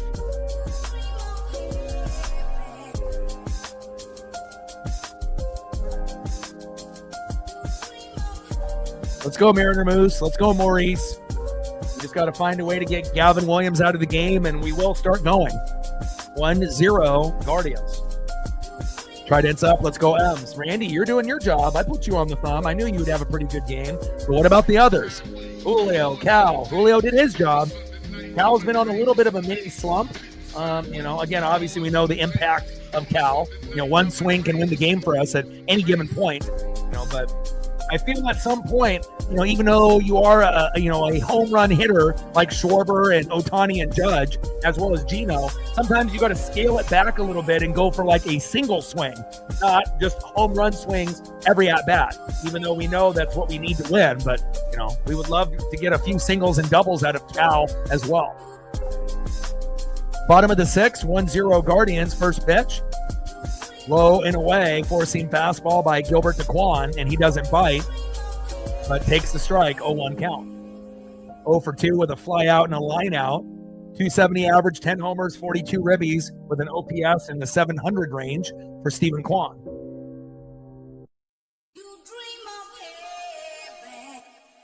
Pitch is low and inside at the knees with the splitter. 1 ball and 1 strike from Gilbert DeQuan. Come on, baby.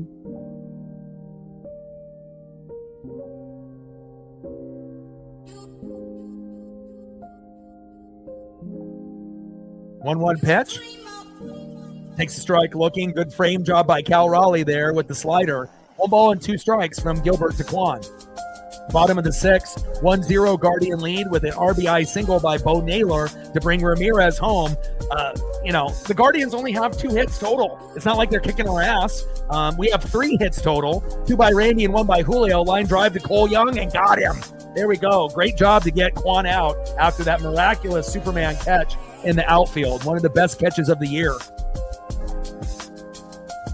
Thank God that Quan didn't homer or get a big single or double. Next up, second baseman Daniel Schneemann.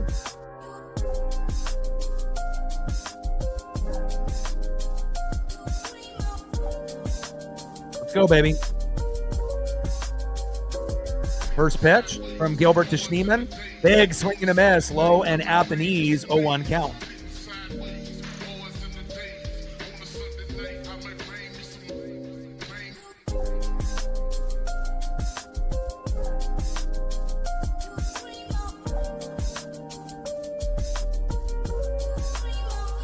They've had some pretty good players on the Beavers over the years. Adley Rushman, Stephen Kwan, just to name a few. Wow, Logan Gilbert pitch into the dirt. Even Cal took a little chuckle there. He's like, how do you expect me to catch that? As it goes back behind him into the backstop. And Gilbert's been a little bit wild with some of his pitches. Even Cal has not been able to grab a few of them, but as long as there's nobody on base for them to advance, I guess we can deal with what we have with Gilbert. Obviously, fatigue might be setting in for Logan as well. And he's only given up a couple hits. He's been good. Hasn't given up a home run yet, and hopefully he won't. 1-1 pitch. High and away. 2 balls and 1 strike from Gilbert to Schneemann. And what's pitch count look like? 83 for Williams. And Gilbert is at, 78? So they're neck and neck with each other.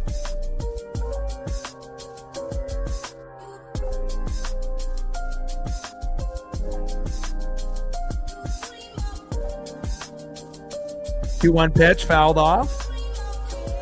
High and away. 2 balls and 2 strikes to Daniel Schneemann. Come on, Gilbert. Finish strong, baby. And we need some run support, damn it. 5 runs, 7 to 10 hits. We're at 0. Let's go.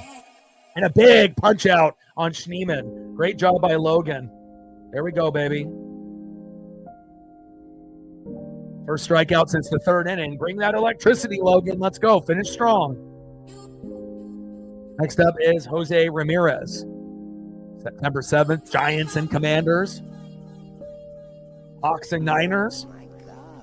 Be interesting. Excited for the NFL and college football. First pitch to Ramirez. Big swing and a miss. Low and away. 0-1 count.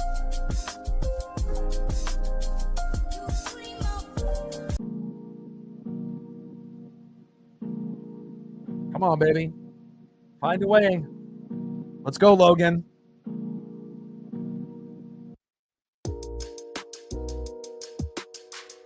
Pitch is high and away with the 4-seam fastball. Good eye by Ramirez. 1 ball and 1 strike from Gilbert to Ramirez. 1 for 2 with a single and a 4th and a run. 26 home runs by Jose Ramirez, which is relatively a little lower than probably what he expects from himself. You would expect him to be probably in the 30s by now, but obviously the Guardians haven't been as good as they traditionally have been the last few years. They're only a game above 500, but for a majority of the season, they've been below 500, like the Royals and the Twins. It was really just the Tigers that were dominating in that division for a good chunk of the year. 2-1 pitch, high and away with the slider. 3 balls and 1 strike from Gilbert to Ramirez. Come on, Gilbert. Gilbert on the mound, Ramirez in the box.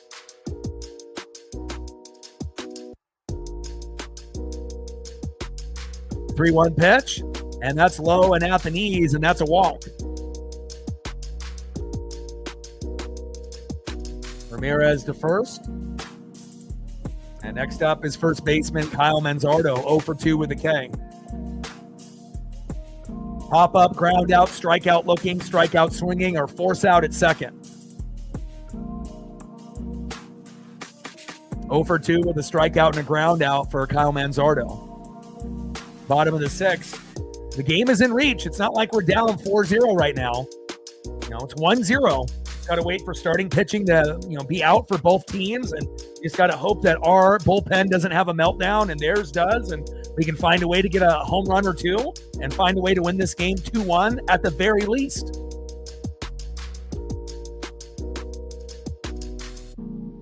Pitch gets away from Cal, but he's able to track it down.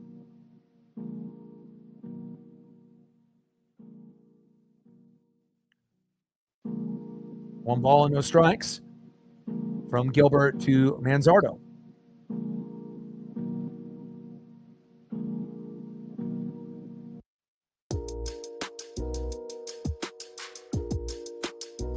Runner goes and crushes it into right field and gone.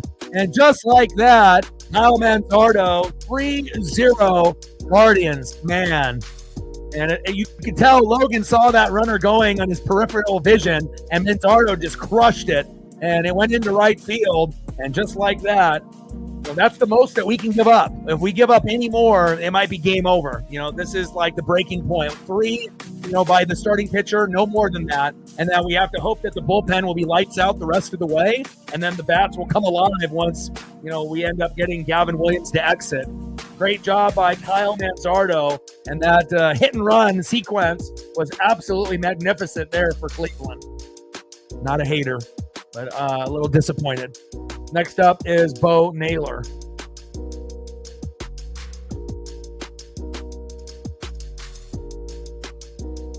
And obviously, it wouldn't be as bad if we had at least 1 on the board. Obviously, anytime you're at 0 and then it goes from 1-0 to 2-0 to 3-0, it feels more like we're down 6-0, even though we know we're not. But, I know a lot of us feel that way. It almost feels like the lead is doubled, especially when we don't have a whole lot in the scoring column at this moment. 0-1 pitch. Right down the middle to Naylor. 4 balls and 2 strikes from Gilbert to Naylor. We're not out of it yet, but again, we're really going to have to start picking it up. We have to be able to get at least a run, in the 7th or the 8th, and then definitely 1 or 2 in the 9th.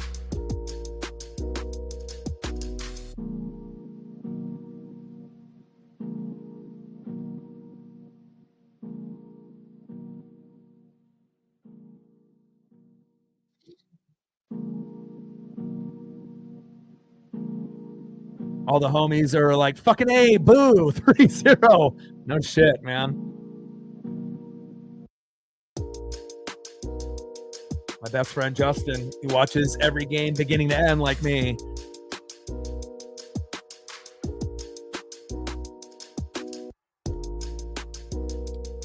Who was that? Was that Caleb Ferguson warming up in the pen? Fuck, I don't want to see him or Carlos Vargas or any of our... See, that's a shitty thing, when you have guys like Brash and Spire and Bizardo and Munoz, you expect them to be great. And if they end up sucking, and then you got to throw in guys like Caleb Ferguson and Vargas, holy hell, you better pray that they end up doing good. Otherwise, it's going to end up being 5-6-0 here in a minute.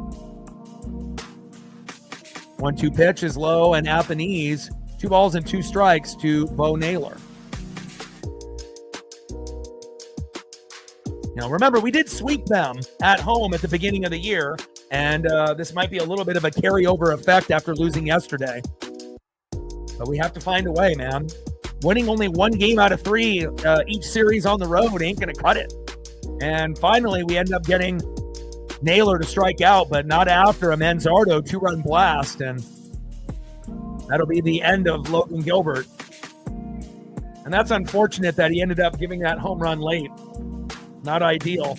I mean, at one point in the game, he did have a no-hitter, but 6 innings pitched, 3 hits, 3 earned runs, 2 walks, 6 Ks, 93 pitches, 60 strikes. We're down 3-0. And then let's look at Gavin Williams. And again, 8-5 record, 3.36 ERA. I already knew this was going to be tough. I was hoping that we would only be down 1 or 2-0, not 3 or more, but it is what it is. 6 innings pitched, 3 hits, no earned runs, 1 walk, 7 Ks, 83 pitches, 60 strikes. So technically, Williams could go 1 more inning, but, hopefully we can find a way, because if he goes 1 more inning, then we might only have the 8th and the 9th to come back. And being down 3, that would almost mean that we would need like a 2-run blast or a 3-run jack to come back. Only getting 1 solo dinger probably won't be enough.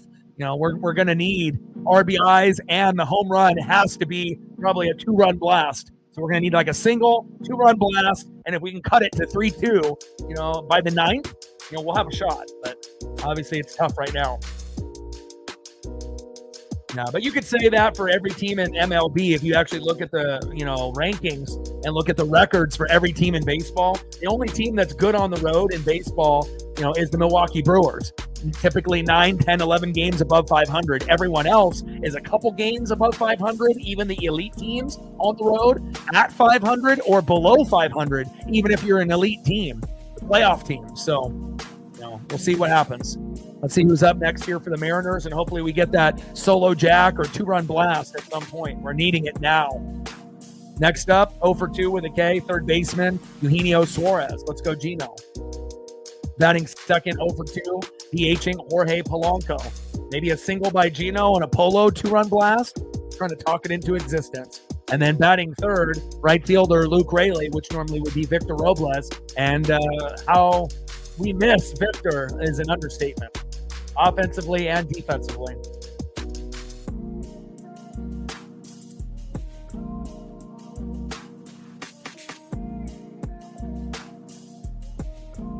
First pitch from Williams to Suarez. Takes a strike looking right down the middle. 0-1 count. Come on, Gino.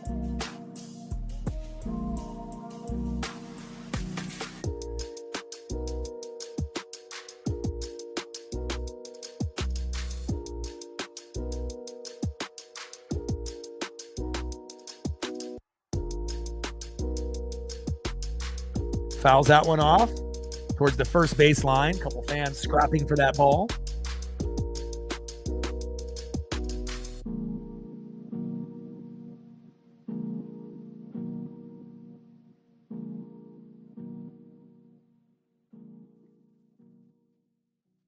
Top of the seventh inning, 3-0 Guardians. We can still come back, though. It's not over yet.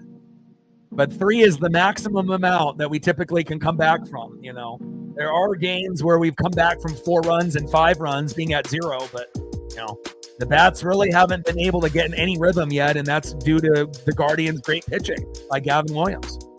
1-2 pitch, big swing and a miss, low and at the knees, and that's strike 3 for Eugenio Suarez. 1 away. That's what happens when you have a dominant pitcher. It can be a long day for the Mariners. Reminds you of those teams where we were at 0 or 1 a lot of the time, striking out left and right and just not being able to manufacture hit RBI sequences or home runs. Next up is Jorge Polanco.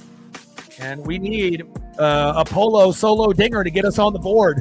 First pitch by Polo, back, see ya! And there you go. Sometimes you got to call it, and then you get it. Jorge Polanco with the dinger, and again, my ESP is on point. It's not going to be on point, 100% of the time, but I had a good feeling with Polo at that at-bat. Too bad Gino couldn't have gotten a single. Then we would only be down 3-2, like we were mentioning, but we'll take 3-1. We're back in it, baby. Here we go. My ESP is on point. Nice job, Polo. Make me look smart. Let's go.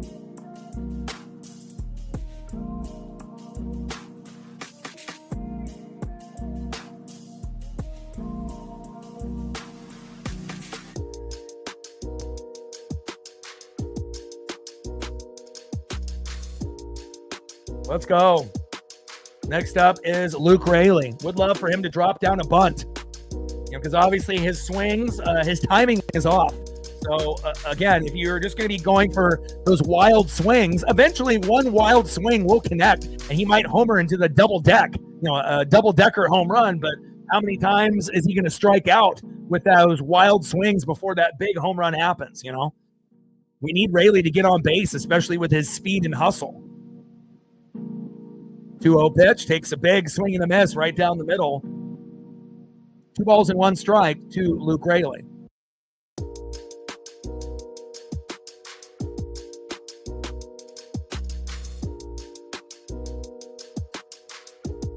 Two-one pitch, popped up, and that should be a routine play in the center field there, and it is 2 away.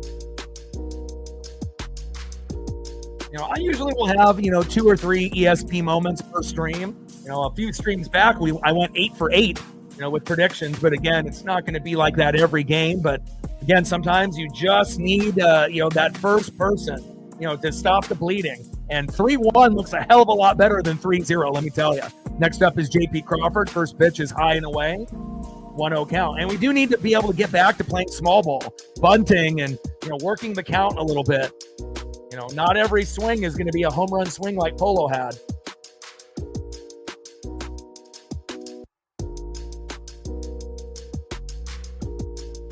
Top of the 7th inning, 3-1 Guardian lead. 1-0 pitch, big swing and a miss, high and away. 1 ball and 1 strike to JP Crawford. Come on, JP. And Crawford to Stephen Kwan into left field, and that is out number 3. But not after we end up getting the play that we knew that we could get, and it's just kind of a damn shame because if Gino would have gotten a single, we're only down 3-2. And remember, we needed to get 1 this inning, maybe 1 in the 8th and then 1 or 2 in the 9th. And again, even though it didn't look very good, Gavin Williams still in the game, but eventually you knew somebody from the Mariners would come up big, and Polo's been pretty good for us as of late. And thankfully, he ended up going yard, and now we're only down 2. And if they have a meltdown in the pen, we're right back in it, and we can win this still 4-3 or 5-4. Next up, 0 for 2 with a K. In the 6th hole, David Fry. Batting second, 0 for 1 with a base on ball, right fielder CJ Kifus. And batting third, 0 for 2 with a K, center fielder Nolan Jones. Trident's up. Let's go, M's. Like, sub, donate, comment, share. If you haven't smashed that like button yet, please do. Help us get to 100 likes, 100 on the dono train.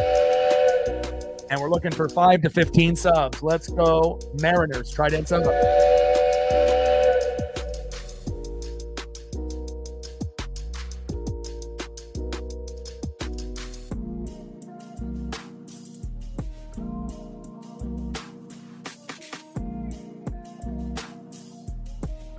Yeah, but this team is a little bit different, I've been a fan since 85, so again, we've only had 4 good years out of 40, but it feels like 2022 to 2042, and that 20-year span, we're going to have more playoff teams than we've ever had in our existence, In 20 years, we'll probably go to the playoffs like 13 times, miss it 7 times, and out of those 13 times, if we keep building the team the way that we have been, it's realistic to think that we might be able to make a couple ALDSs, a couple ALCSs, and maybe even a World Series appearance or 2. We may not win the first time that we go, but it feels like we're going in the right direction. So even though we weren't able to do it in the past, 95, 97, 2001, and 2022, those were the 4 good years we've had in the last 40, but again, it feels like, from 2022 to 2042, I think that we're going to have a lot of success. And this is only the second year in a, 3-4 year span that we could potentially, get on that right path. So you have to believe. I mean, look at the roster. This roster is the best roster we've had since 2001. This roster is better than the 2022 team, right? And again, obviously, we haven't ever had injuries before to our, starting pitchers like this before. And, obviously a suspension with Victor and other guys in AAA that should be called up, but they're not, but, we would love to be able to see Williamson, Harry Ford, Leo Rivas, produce for this team and help us out. But, you just have to believe. Caleb Ferguson on the mound. Hopefully he doesn't fuck this all up. First pitch, takes a strike looking. Low and out the knees, 0-1 count. Jacob in the building, what's good? 0-1 pitch, big swing and a miss, high and away. No balls and 2 strikes from Ferg to Fry. 0-2 pitch, slurve ball, low and out the knees. 1 ball and 2 strikes from Ferguson to Fry. Nice, Jacob, enjoy it.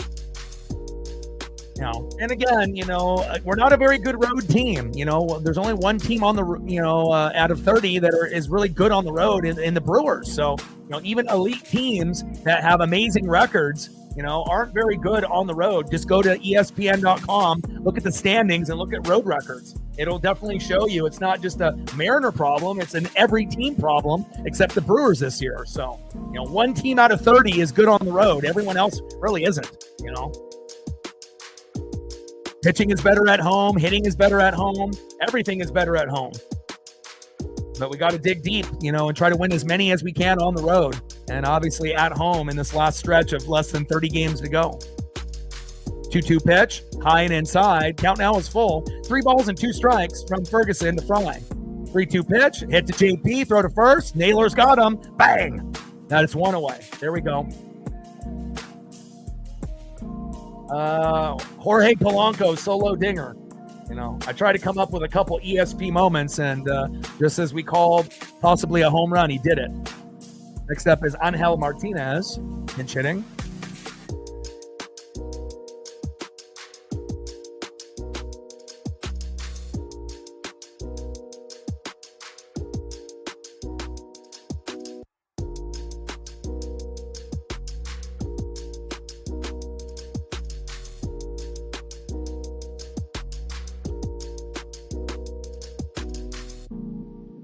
Let him know.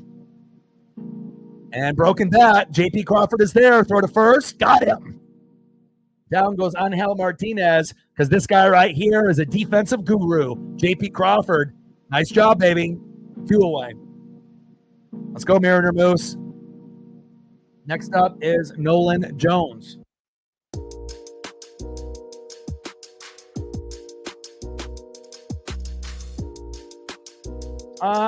It depends. You know, sometimes that'll be the game that he DHs and it ends up being Garber that catches, but we'll wait to see what the lineups are tomorrow. You know, some games Cal will catch 3 games in a row. Sometimes if it's a 4-game series, that 4th game, he'll DH and Mitch Garber will be catcher. But as far as tomorrow, I'm not too sure. The only way that we'll know is once the lineups are released. And a nice single right up the middle off a 0-1 pitch on Caleb Ferguson for Nolan Jones.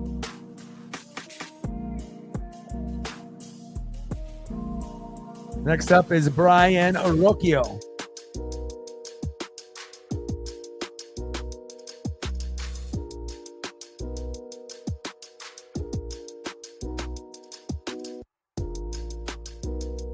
Yeah, Ramirez was blocking the bag against Randy last night. That was some bullshit. First pitch is high and away for Caleb Ferguson to Brian Arroquio. 1-0 count. Like having to rely on Caleb Ferguson and fucking Carlos Vargas is going to give me a heart attack. 1-0 pitch, fouls it off right down the middle. 1 ball and 1 strike from Ferguson to Arroquio. They need a strikeout, a pop-up, a ground out, or a force out at second. Absolutely, we cannot let them score any more the rest of the way. And if we can do that, we will have a chance to come back and win 4-3, whether it be in regulation or in extras. You know, we might have to just try to get it to 3 and then win 4-3 in the 10th, 11th, or 12th if we can get to that point. But that also depends on if Ferguson and, Vargas, if they come into the game, if they, play good, or if they fuck up and we lose. So wild pitch there. 2 balls and 1 strike from Ferguson to Arroquio.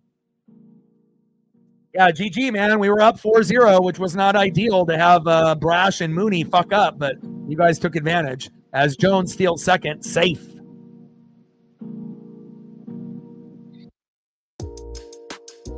Yeah, Ozzy the Wizard. How great was he, man? I mean, doing backflips in games like it was nothing.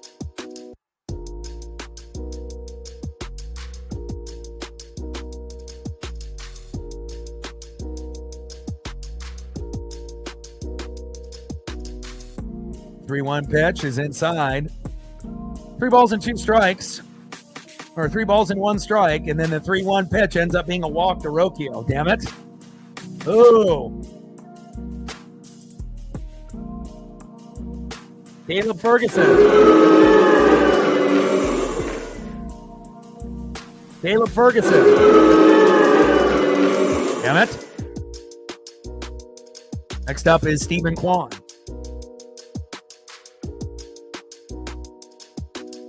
Come on, baby.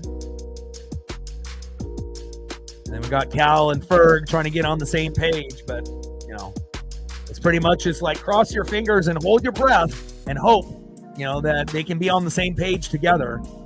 And especially with Ferguson and Vargas, they're very wild, and that's why it's so important that Brash, Bizardo, Spire, and Munoz are great every single time. Because, again, we can't afford for them to fuck up and then have these other guys fuck up. We're never going to win. Things got to be better. You need to have these guys overachieve, and Ferguson and Vargas need to be better. And then our stars in the pen and the closer, need to play up to their standard. And we know that they're going to fuck up. They're human, from time to time. But man, like terrible timing to be fucking up late in the year.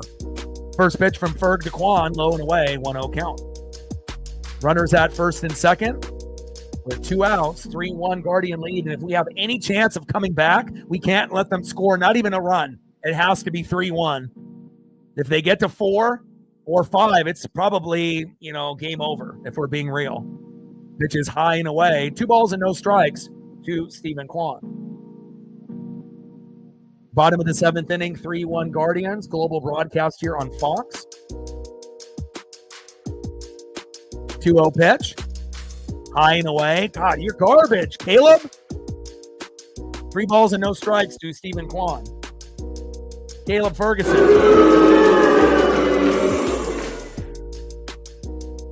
Come on, my guy. 3-0 pitch. Takes a strike looking. Finally hits the strike zone in his 4th pitch. Golly. 3 balls and 1 strike with runners at first and second and 2 outs. Caleb Ferguson on the mound. Stephen Kwan in the box.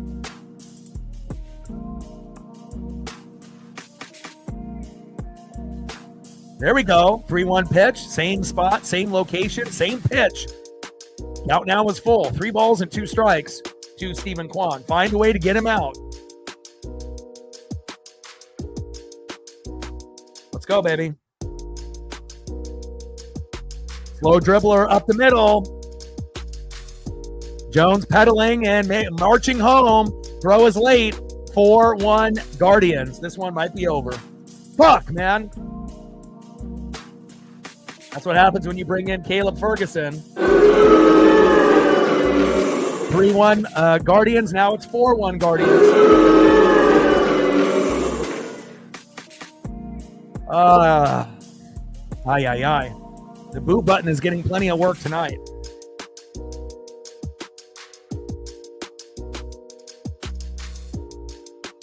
And again, Stephen Kwan, after making that big catch early in the matchup, right? It took him to that next at-bat, but he ended up being a hero like he was yesterday. 4-1 Guardians. So what happens when you play good defense, but that would mean that Julio will do something for us before the game is over, and hopefully it'll be enough for us to come back. Next up, 0 for 3 with a K, Daniel Schneemann. Don't even think about fucking adding on to this lead. I mean, at this point, we're going to need a 2-run jack or a 3-run jack to get back in it. I mean, that's really going to be the only way. I mean, unless they have a meltdown with one of their guys and we can get hit after hit after hit, but I'm not sure if that will happen.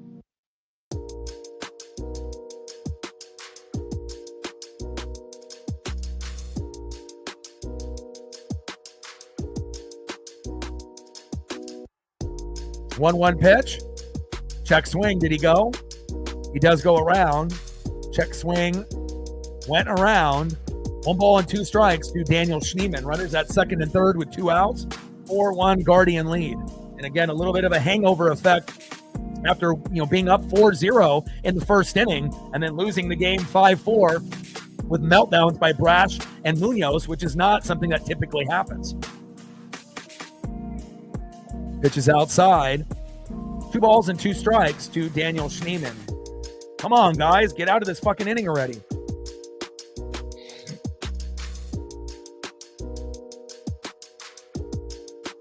Bottom of the 7th, 4-1 Guardians. And there we go. There's strike 3. But not after he ended up giving up another run. So what do we think about Caleb Ferguson? Yep, exactly.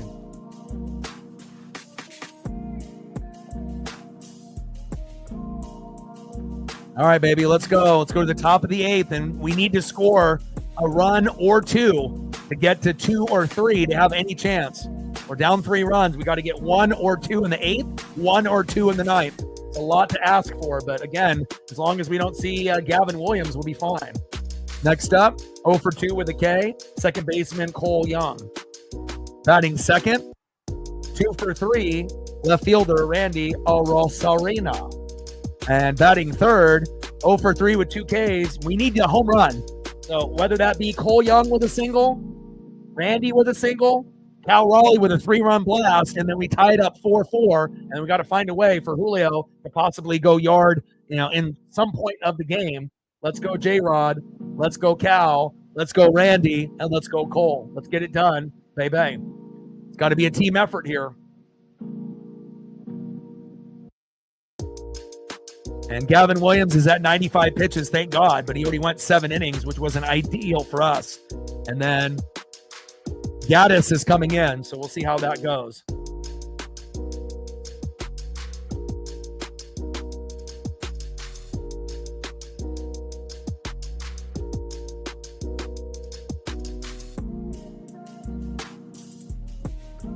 Hunter Gaddis.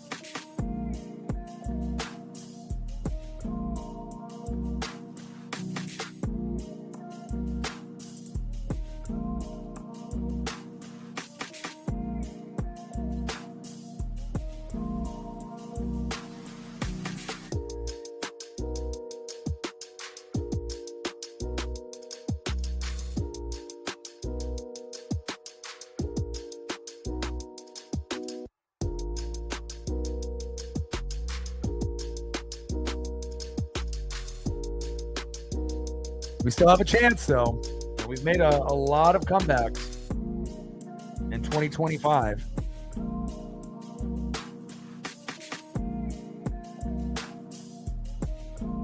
Angel Martinez in center field now. Nolan Jones in the right. And Hunter Gaddis now on the mound, so at least we don't have to see Gavin Williams anymore. He did a great job against the Mariner hitters, but now we have to try to get back into the game. First pitch, high and away to Cole Young, 1-0 count, and we need a meltdown. We need a couple walks, a couple guys getting hit by a pitch but not hurt. Just finding ways to manufacture, guys at first and second, steal a couple bags, little hit and run action, and then we're going to need another big home run, a 2-run bomb or a 3-run blast, unless we get a solo dinger and a couple ribbies to get back in it. 1-0 pitch, high and away. I smell a meltdown. I smell it. 2 balls and no strikes from Gaddis to Young, and hopefully Young will be patient in the box and not bail out this pitcher. Top of the 8th, 4-1, Guardian lead. 2-0 pitch, low and away. You smell that? It's a meltdown. 3 balls and no strikes to Cole Young. Don't get greedy, getting the green light with a 3-0 count. The next pitch more than likely will be a strike, and then pitch number 5 will be a walk. Unless we get lucky and it'll be a 4-pitch walk. 3-0 pitch, and that's a walk, baby. There we go. I love it. We ask for a meltdown, you get a meltdown. All right, baby. Next up is Randy Arozarena. Let's go, Randy. 2 for 3 today. I put him on the thumb, but at this point, we're going to need a Randy home run or a big RBI. Let's go, Randy. First pitch takes a strike, looking on the line, 0-1 count.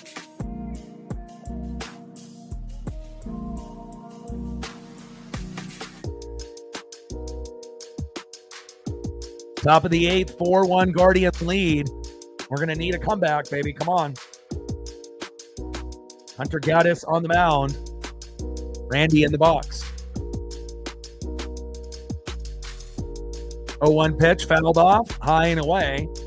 No balls and 2 strikes to Randy Arozarena. Come on, Randy. Single, double, triple, home run, ground rule double. Getting plunked. I don't care. Pitch is low and away. Good stop there by Bo Naylor, blocking that pitch. 1 ball and 2 strikes from Gaddis to Randy.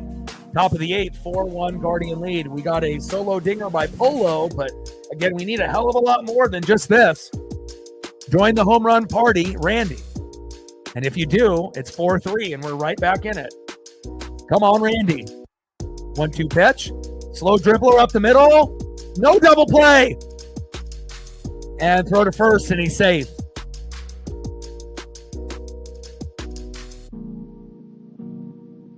The last thing I need is a fucking double play here at the end of the game. Nice hustle by Randy. And a great defensive play there by the Guardians.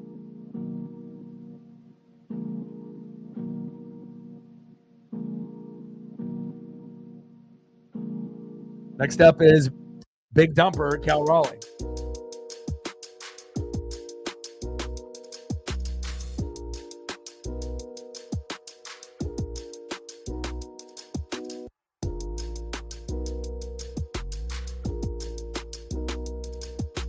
Top of the 8th, 4-1 Guardian lead. First pitch, Cal crushes that one foul. 0-1 count. Top of the 8th, runner at first. Cole Young with a walk. And we got Cal Raleigh here on deck. If Cal can homer and we can cut the lead to 4-3 this inning, it'll give us a chance in the 9th to get 1 or possibly 2 with the walk-off. But if we can get to 4, we have a chance to be able to walk off or win in extras. But can we get there? Big swing and a miss by Cal. No balls and 2 strikes to big dumper Cal Raleigh. Come on, Cal.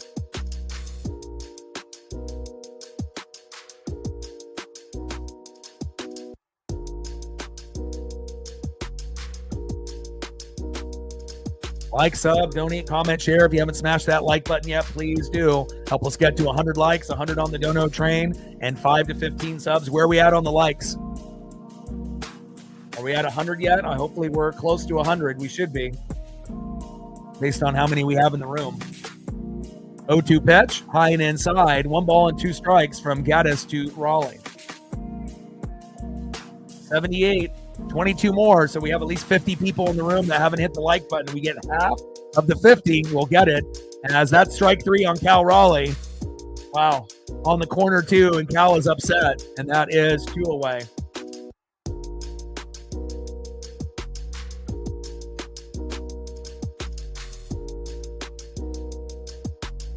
Next up is Julio Rodriguez, and he's made some great plays with defense. Could this be the at-bat where we get the 2-run blast by Julio to get us to 4-3? Let's make it happen, Julio. Single, double, triple, home run, but we really need the home run now, Cal. But we didn't get it. Or maybe we can get the home run by Julio here. Come on, J-Rod. First pitch is high and inside, 1-0 count. If we can get anything towards the middle of the plate, Julio will homer. And he just got to be able to get it on that sweet spot. Julio, back. See ya! My ESP is on point, baby. What did I say? Julio home run? I'm 2 for 2 today. I told you Polo would homer, and now Julio homering. Let's go. Some people think I might be a time traveler. I just know baseball, baby. Let's go. And just like that, 4-3 Guardian lead.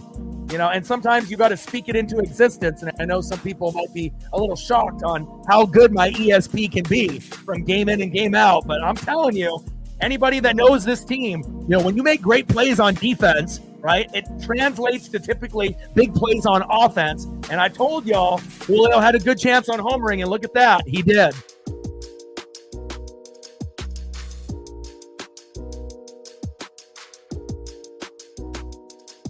Let's go. Let's go, baby. Next up is Josh Naylor.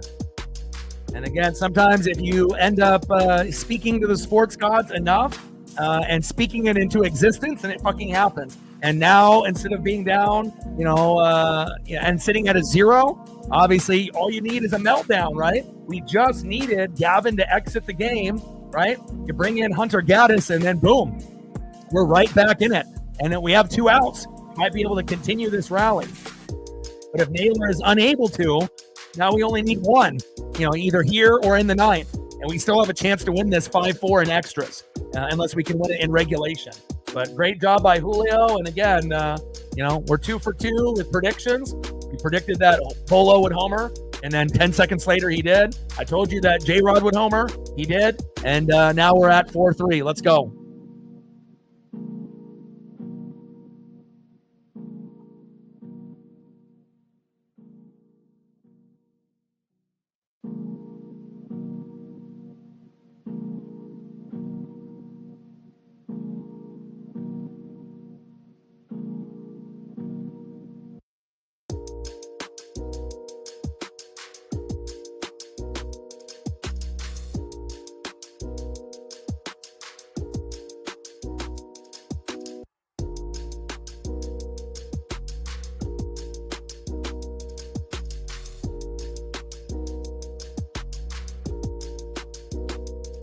Megan in the building. What's good?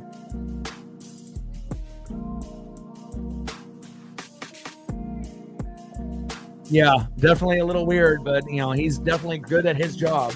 We know Riz is great as well. You know, they both have, you know, different styles, but I'm really happy that we have both of those guys, you know, doing play-by-play. either on TV or on the radio. And obviously, when Goldie ended up having a little bit of a break, Riz is fantastic. It's not like he can only do radio. Riz can do TV. It's just, you have to have a play-by-play guy, for radio and TV. It would be kind of interesting to see, like, if it would be possible to have both of them together. It would probably be one of the better broadcasts that we would see, even though they're both, play-by-play guys, not really color, but it's not like Riz wouldn't be able to fill in, or Goldie for that matter. So, but great job there by Gaddis by letting us back into the game, and we love that production there. Let's see if Josh Naylor can continue the rally. And a lot of times after a big play, typically the next batter, the rally ends, but hopefully we can extend the rally. But if Naylor ends up getting out here, don't be surprised. And Naylor, slow dribbler, flip to first, and my ESP is on point. That's 3 for 3.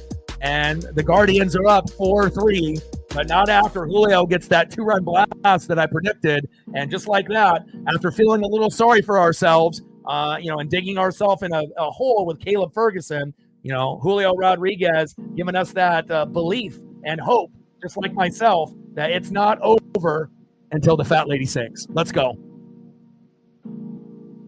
It ain't over till it's over. Let's see who's up next here for the Guardians. Big comeback for the Mariners. Great job.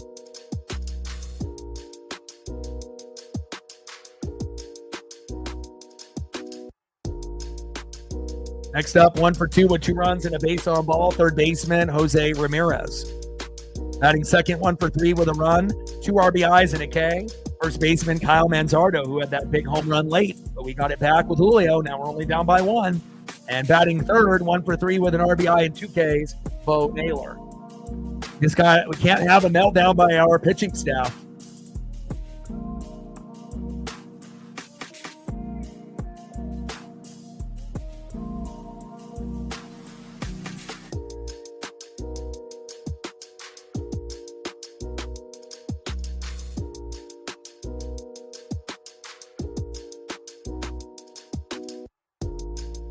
Like, sub, donate, comment, share.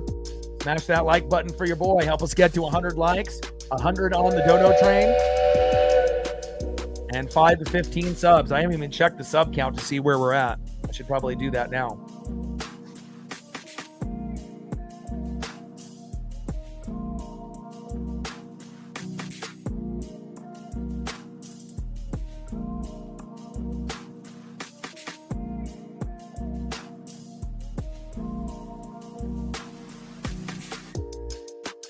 All right, baby, 83 subs to go to 21,700.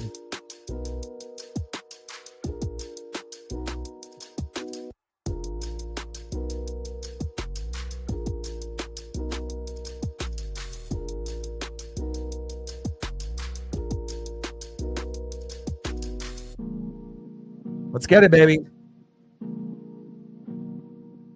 And imagine if we didn't have Caleb Ferguson, pitch, or if he would have actually pitched well, maybe the game is, not where it's at right now. Maybe it's a little bit different. Maybe it's 3-3, maybe we're ahead 3-2 at this point, but it is what it is. We're built for big comebacks. And again, getting down 4-1 when we were down 3-1 really was not ideal. Would have been better if we were tied, but, again, our bullpen has been a lot, it's been shaky, so to speak. First pitch from Gabe Spire to Jose Ramirez, pitches inside, 1-0 count. And hopefully this is the good Gabe, not the shitty one. 1-0 pitch fouled off right down the middle. 1 ball and 1 strike to Jose Ramirez. Come on, Gabe. The Pat McAfee lookalike needs to come up big here today.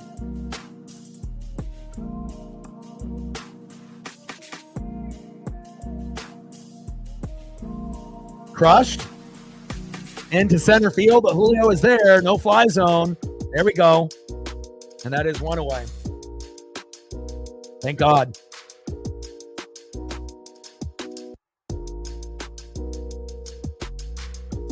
Down goes Jose Ramirez. Nice job by Gabe Spire. Next up is first baseman, Kyle Manzardo. No more homers, Kyle. That hit and run home run was beautiful. First pitch, takes a strike high and away with the slider. 0-1 count. 1 for 3 with a 2-run blast in the 6th, which definitely crushed us, getting down to 4-1. But again, with the 2-run blast by Julio that we were predicted here, as well as the Polo home run, we're right back in it. 0-1 pitch, takes a strike swinging, low and away. Big swing and a miss by Manzardo. No balls and 2 strikes with nobody on and 1 out. 4-3 Guardian lead, and we're going to have a chance to tie this game up as long as we can keep them at 4.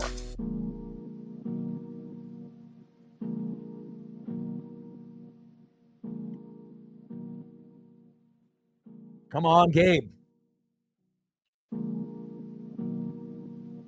0-2 pitch, fouled off, high and inside. Tries to jam the hitter and does. No balls and 2 strikes to Kyle Manzardo.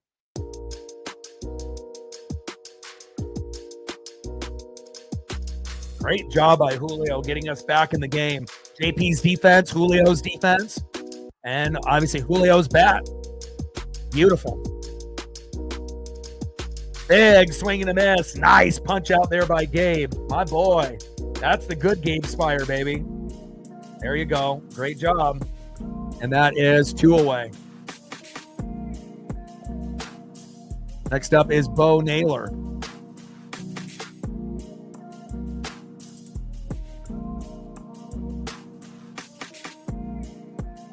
Spire on the mound. Bo Naylor in the box. Takes a strike looking low and away. 0-1 count.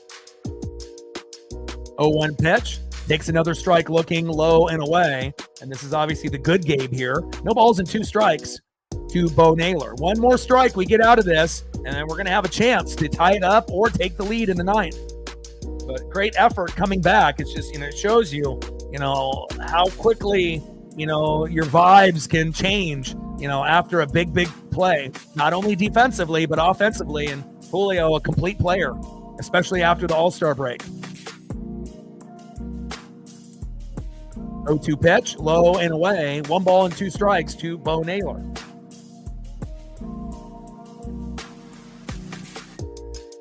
Come on, Gabe. 1-2 pitch, low and away with the slider, 81 miles an hour. 2 balls and 2 strikes with nobody on and 2 outs. 4-3 Guardian lead, and we need a epic comeback.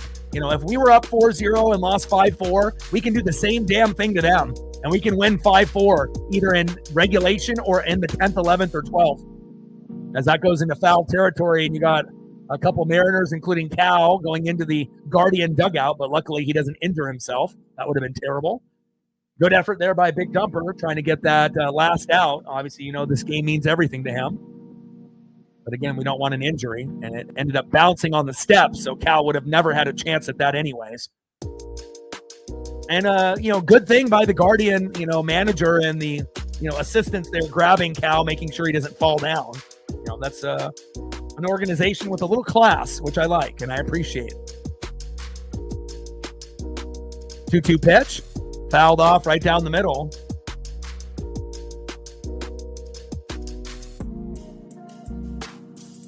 Two-two pitch, high and away. Count now is full. 3 balls and 2 strikes from Spire to Naylor. Come on, Gabe.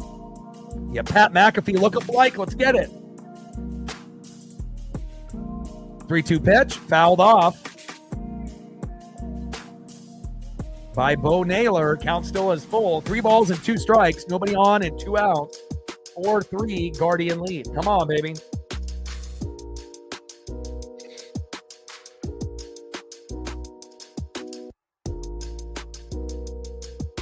And broken bat, slow dribbler. JP is there. Throw to first. Got him.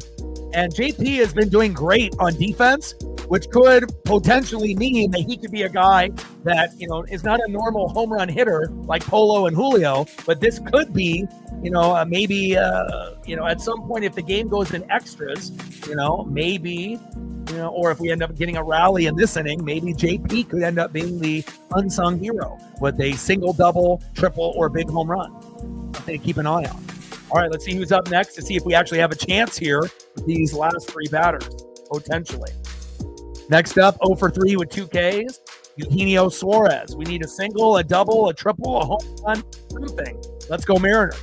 Batting second, 1 for 3 with a run and an RBI. He's already homered once, Jorge Polanco. What are the chances that he homers twice? Probably not likely. And batting third, in right field, 0 for 3 with 2 Ks, Luke Raley. And if this is me, I bring someone in for Luke. Like, I wish we had Victor Robles. And again, I'm not saying that Dominic Canzone would be, for sure able to be better than Luke. But I definitely would replace Luke here and bring in Dom, in right field. Obviously, Victor would be ideal, but we don't have access because he's suspended. So, but, now is it possible that Luke ends up getting a hit in his 4th at-bat? He could, but his timing is way off. And I think I trust Dom right now more than Luke. And even Dom has been a little streaky lately as well. So.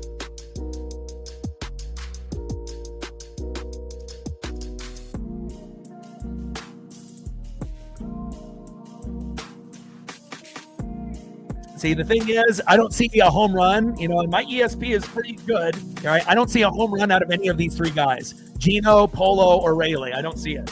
But it could be, a single or double out of 1 or 2 of them, possibly. So that way we can go deeper in the order, right?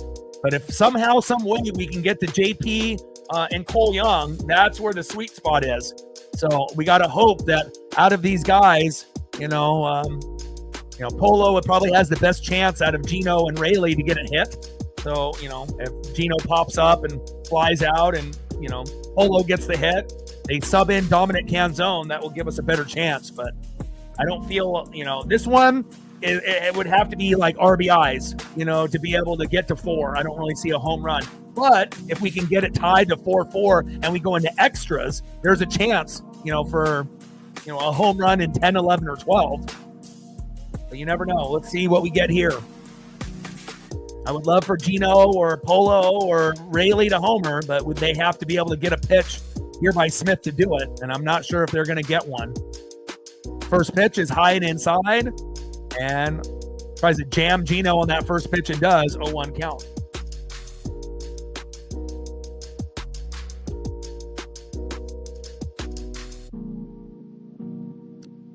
Pitch fouled off behind the plate. No balls and 2 strikes to Eugenio Suarez. And typically when Gino has an 0-2 count, like Julio at the beginning of the year, it typically ends up in a strikeout. Again, now, can Gino homer off an 0-2 count? Yes, he can. Can he get a single or double? Yes, he can. Right? But there it is. 0-2 pitch. See ya. And now we're at what? 4 for 4 in predictions so far? Sometimes you just know, and you have to know pitch count. You have to be able to pay attention to things that have happened in the past. And that's how I'm able to come up with so many predictions, because I remember every single little detail on every single batter. 1 away.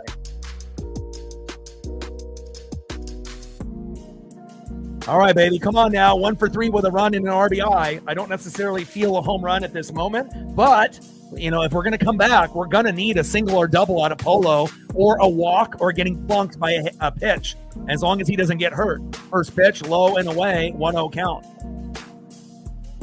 Come on, Polo, be smart in the box. 1-0 pitch, takes a strike looking right down the middle. 1 ball and 1 strike to Jorge Polanco. Yeah, we definitely need small ball.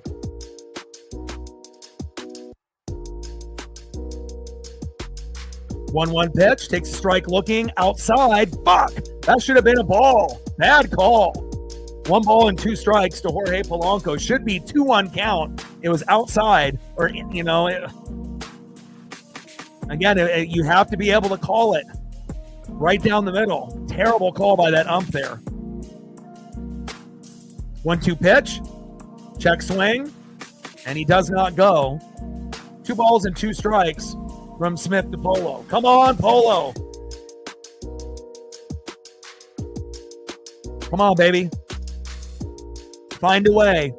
Single, double, a walk. That feels like it's probably the most likely scenario to me.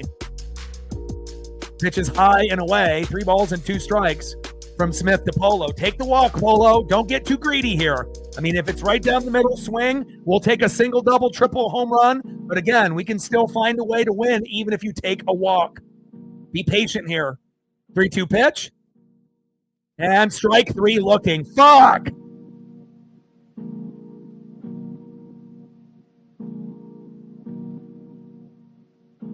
Damn it.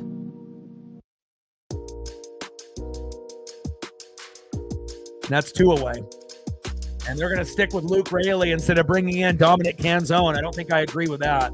And the chance of Luke getting a hit here is probably not very good. I mean, again, I'm just going to call it how I see it or how I feel.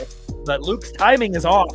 So the only way that we're going to be able to win this or continue this game is if Luke gets plunked or if he ends up getting a walk. And walking is probably the best thing that we could ask for. First pitch is high and away, 1-0 count. 1-0 pitch, big swing and a miss. 1 ball and 1 strike to Luke Raley. Michael in the building, what's good? Man, they should have went with Dominic Canzone instead of Luke Raley, man. What are they thinking? 1-1 pitch, fouled off. 1 ball and 2 strikes to Luke Raley. And honestly, this is probably the worst guy to have in the lineup at this point in the game. Probably the guy that has the least likely chance of doing something well, besides possibly taking a walk or getting plunked, because his timing has been off. 1-2 pitch, low and inside. 2 balls and 2 strikes to Luke Raley. Come on, Luke.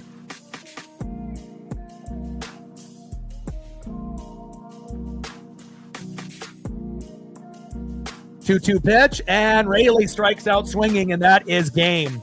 That's why you don't have Luke Raley in the game at the end. And again, 5 for 5 in predicting, but again, I want to predict fucking good things for us, not, things that are bad to make us lose. Great job by the Guardians. They win the series.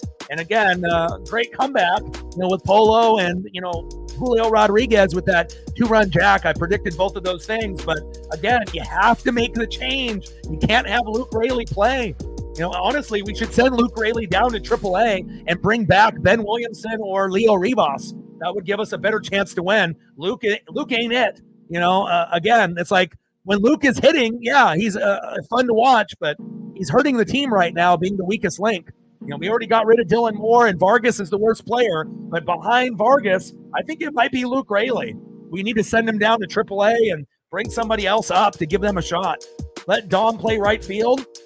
Let's bring in another bat, like Ben Williamson, another guy that can play D, and another guy that could DH possibly, or Leo Rivas. Final score, Guardians 4, Mariners 3. GG to all the Guardian fans there. And again, tomorrow, the Mariners play early at 10:40 a.m., and there's WWE Clash in Paris that's at 10 a.m. I haven't really decided which one I'm going to do yet, but check social media and you'll figure out what I'm doing. And then after that, we'll get back to the regular routine. Let's look at the Mariners schedule to see where we're at.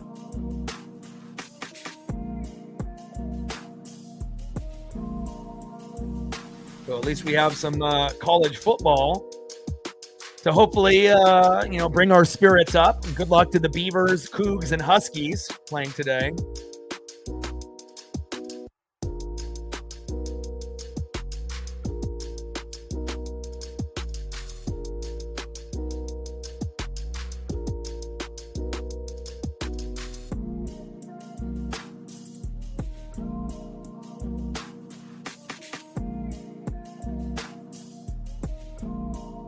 Terrible loss, man.